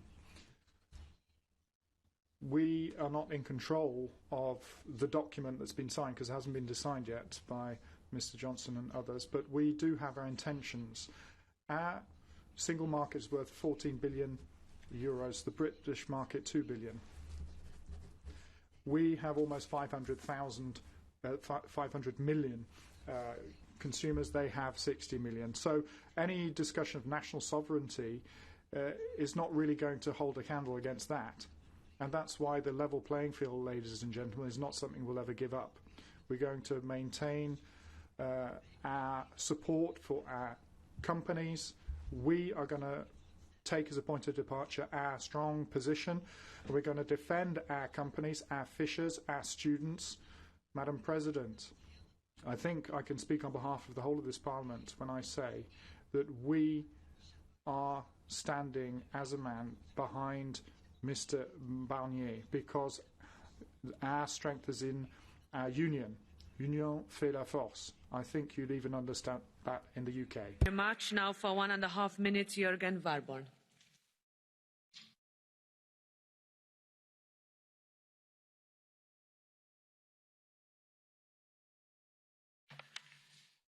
Thank you, Madam President. Now I'm standing here before you is exactly 2 weeks before the UK spends its first day outside the EU, and we still do not have an agreement, something that I obviously regret. Great Britain is not only an important neighbour and trade partner, but we need to have close relations as close as possible. And I'm afraid of what a hard Brexit would mean, not least for small companies which can constitute the backbone of our European economy. We know that they're not prepared sufficiently for this chaotic situation which is looming. Now, it's easy for politicians to say, prepare, but it's very difficult if you don't know what you're preparing for. Now, big companies have more experience with working with third countries, but it's much more difficult for smaller companies. Now the Commission will have to do everything to facilitate, not least for small companies, so that flows of trade can continue between the EU and the UK. The European Parliament put forward our recommendations in a resolution last summer. In that resolution, we underscored the fact that the Commission has to pay special attention to small companies, amongst other things by establishing contact points for SMEs, but also to try and relieve the red tape so that the administrative burden is as little as possible. But seeing as we haven't heard that that will constitute any problems in the negotiations, I hope and assume that we have achieved our goals on those particular points in the negotiations. If that's not the case, it would be nice to hear. I'd like to conclude by wishing the President, the Commissioner, Michel Barnier and all my colleagues a wonderful Christmas, and I certainly hope that we will see each other again in the days between Christmas and New Year to scrutinise a concluded agreement. Thank you. Thank you very much. And now for 1 minute, Tonino Pizzula.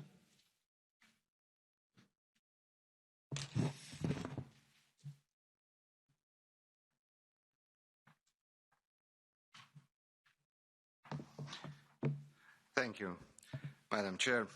As we are reaching the end of this turbulent year with the last-minute negotiations, I welcome yesterday's conclusions on the withdrawal agreement, notably guaranteeing the rights of the EU and the UK citizens. It's vital to preserve the rights of citizens currently in the European Union and the UK, but I regret that the highest price will be paid by our citizens in the future.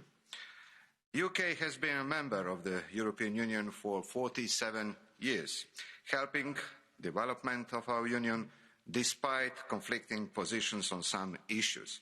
However, time is running out and we as a European Union need to preserve our values, commitments and our integrity. I expect the UK side to respect it as well. Finally, allow me to stress the role of the European Parliament and the need for scrutiny, having in mind our tremendous patience so far. However, only mutual trust can build sustainable bridges for our future cooperation in the ever-challenging future. Thank you. Thank you very much, Mr. Pizzula. Next for 1 minute is Billy Kelleher.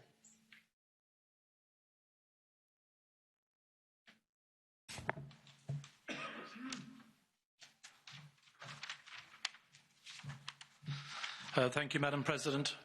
Firstly, I'm an optimist, so I still hope that there can be a deal, and I believe there should be a deal.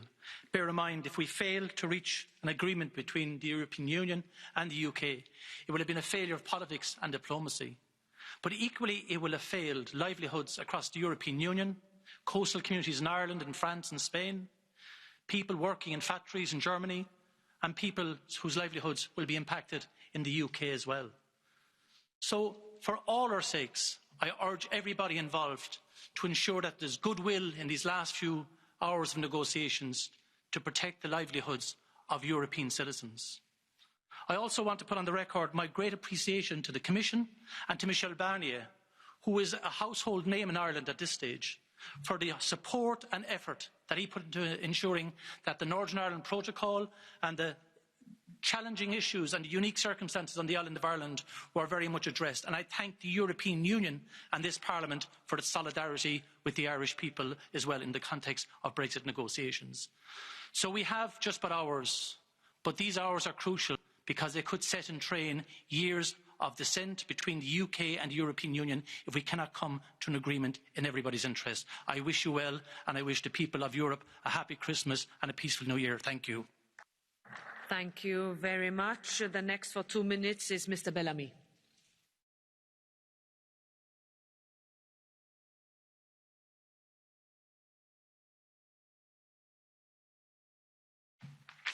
Madame la Présidente. Madam President, here we are in the final straight of these negotiations, just 10 hours before the deadline and a few hours left to use.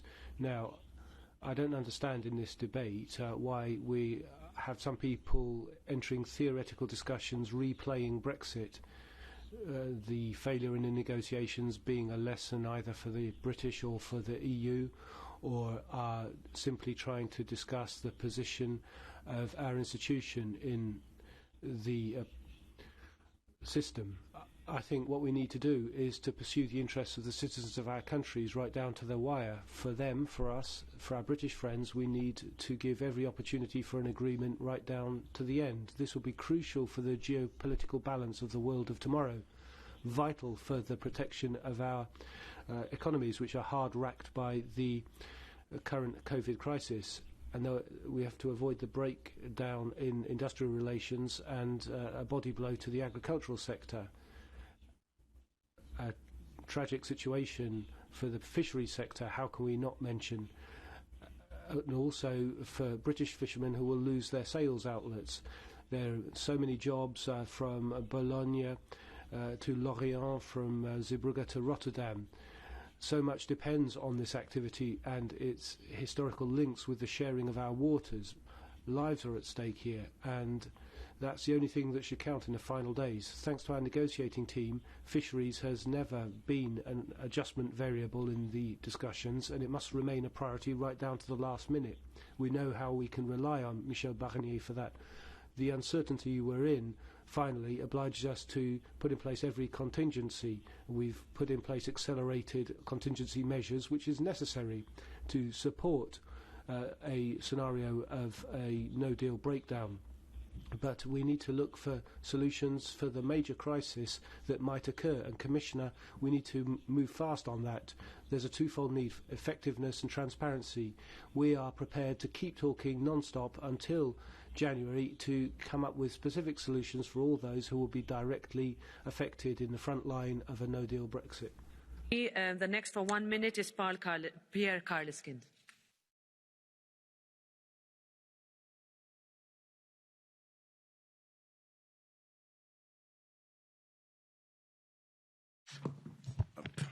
Merci, Madame la Présidente.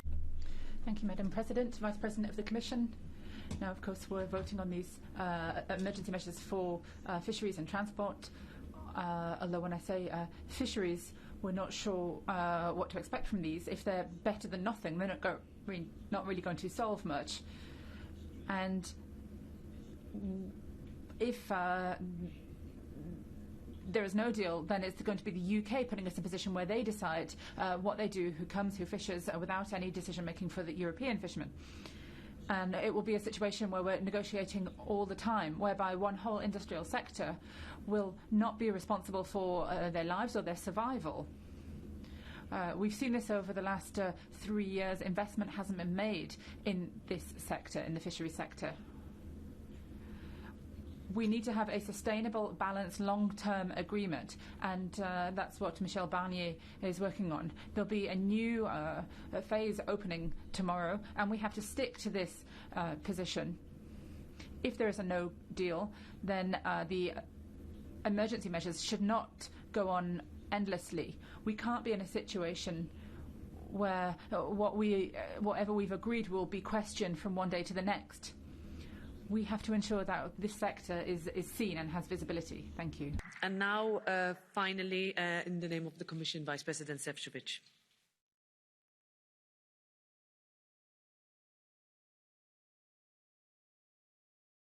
Thank you very much, Madam President, honourable members of the European Parliament. At first, I really would like to thank you for your continuous support and close cooperation.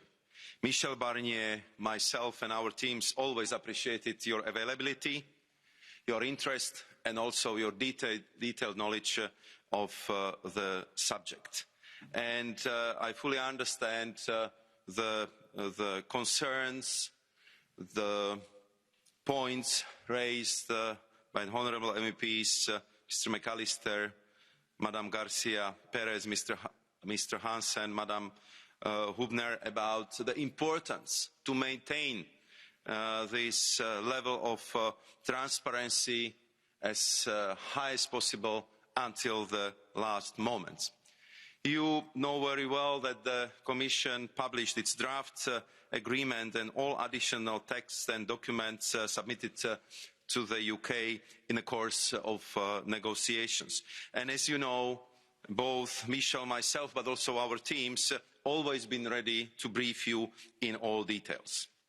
We know that only through the utmost transparency and the dialogue we can earn your trust, we can earn your support, and I also know that it was thanks to this trust and support that we built this unbreakable European unity, which was so important and still is very important in these negotiations. And I would just plea to do the same what we did in this marathon negotiation. Let's work together and let's walk this last, most difficult mile in this united approach, being fully aware of our priorities. And I would like to reassure Mr. Lamberts and Mr. Lange that your support is absolutely crucial. Your consent is decisive. And the consent of this House is a key to ratification of the deal. And therefore, I also want to thank you for your support in this exceptional and demanding and difficult for all of us circumstances.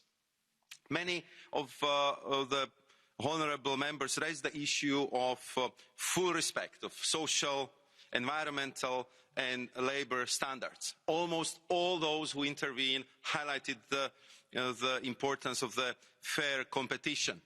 Mr. Scholz, Madam Loiseau and many others, I really would like to assure you that we will deliver on all of these priorities, because I fully understand how important it is for the European Union, how important it is for the citizens you represent in this House.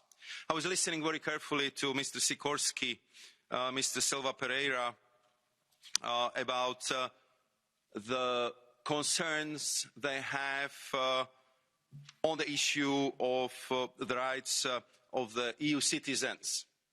And I want to assure all of you that there's almost 5 million people, the EU and UK citizens, who are most directly affected by the Brexit because of their residence rights, that they will be fully protected. I would say the rights of citizens and full implementation of the Ireland and Northern Ireland Protocol being the most important issues which we've been negotiating day and night with our UK partners under the withdrawal agreement, and I'm glad to say that on this we have absolute full consensus. Mr. Warborn, Mr. Kelly, Mr. Shedevin been highlighting the issue of SMEs, of fisheries and other sectors which might be severely affected by the Brexit. And therefore I'm glad to say that the Brexit Adjustment Reserve is being finalised as a part of the next multiannual financial perspective, and I hope and believe that some of €5 billion which is aimed to counter the possible adverse consequences in the member states and would be able to compensate the sectors which have been affected the most by the departure of the United Kingdom from the European Union. As you know very well, Europe never leaves the people and their businesses behind. To be fair, to be socially just is core European value, and I am absolutely sure that we will demonstrate it in this case as well. I also understand the calls of many of you to remind us of the importance of the EU-UK relationship, of the EU-UK friendship between our peoples. And I would say that it is exactly because of this that we are engaged in this most comprehensive agreement to be negotiated in the shortest possible time in the European Union's history. And if you allow me, I would like to conclude with repeating the words of Ursula von der Leyen and Michel Barnier, that this is now the moment of truth. There is narrow path to agreement.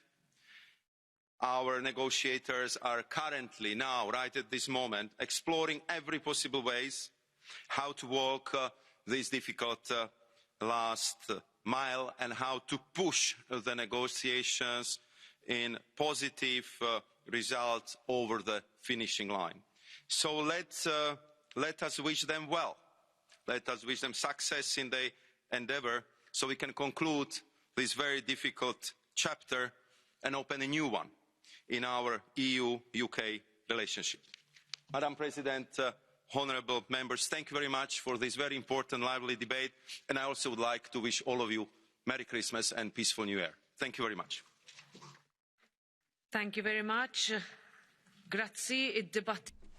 Thank you. I'd like to conclude this debate, and the meeting stands adjourned until 1 o'clock, when we will have the announcement of results of today's votes. From my side, I would like to also wish you a very Merry Christmas and a Happy New Year.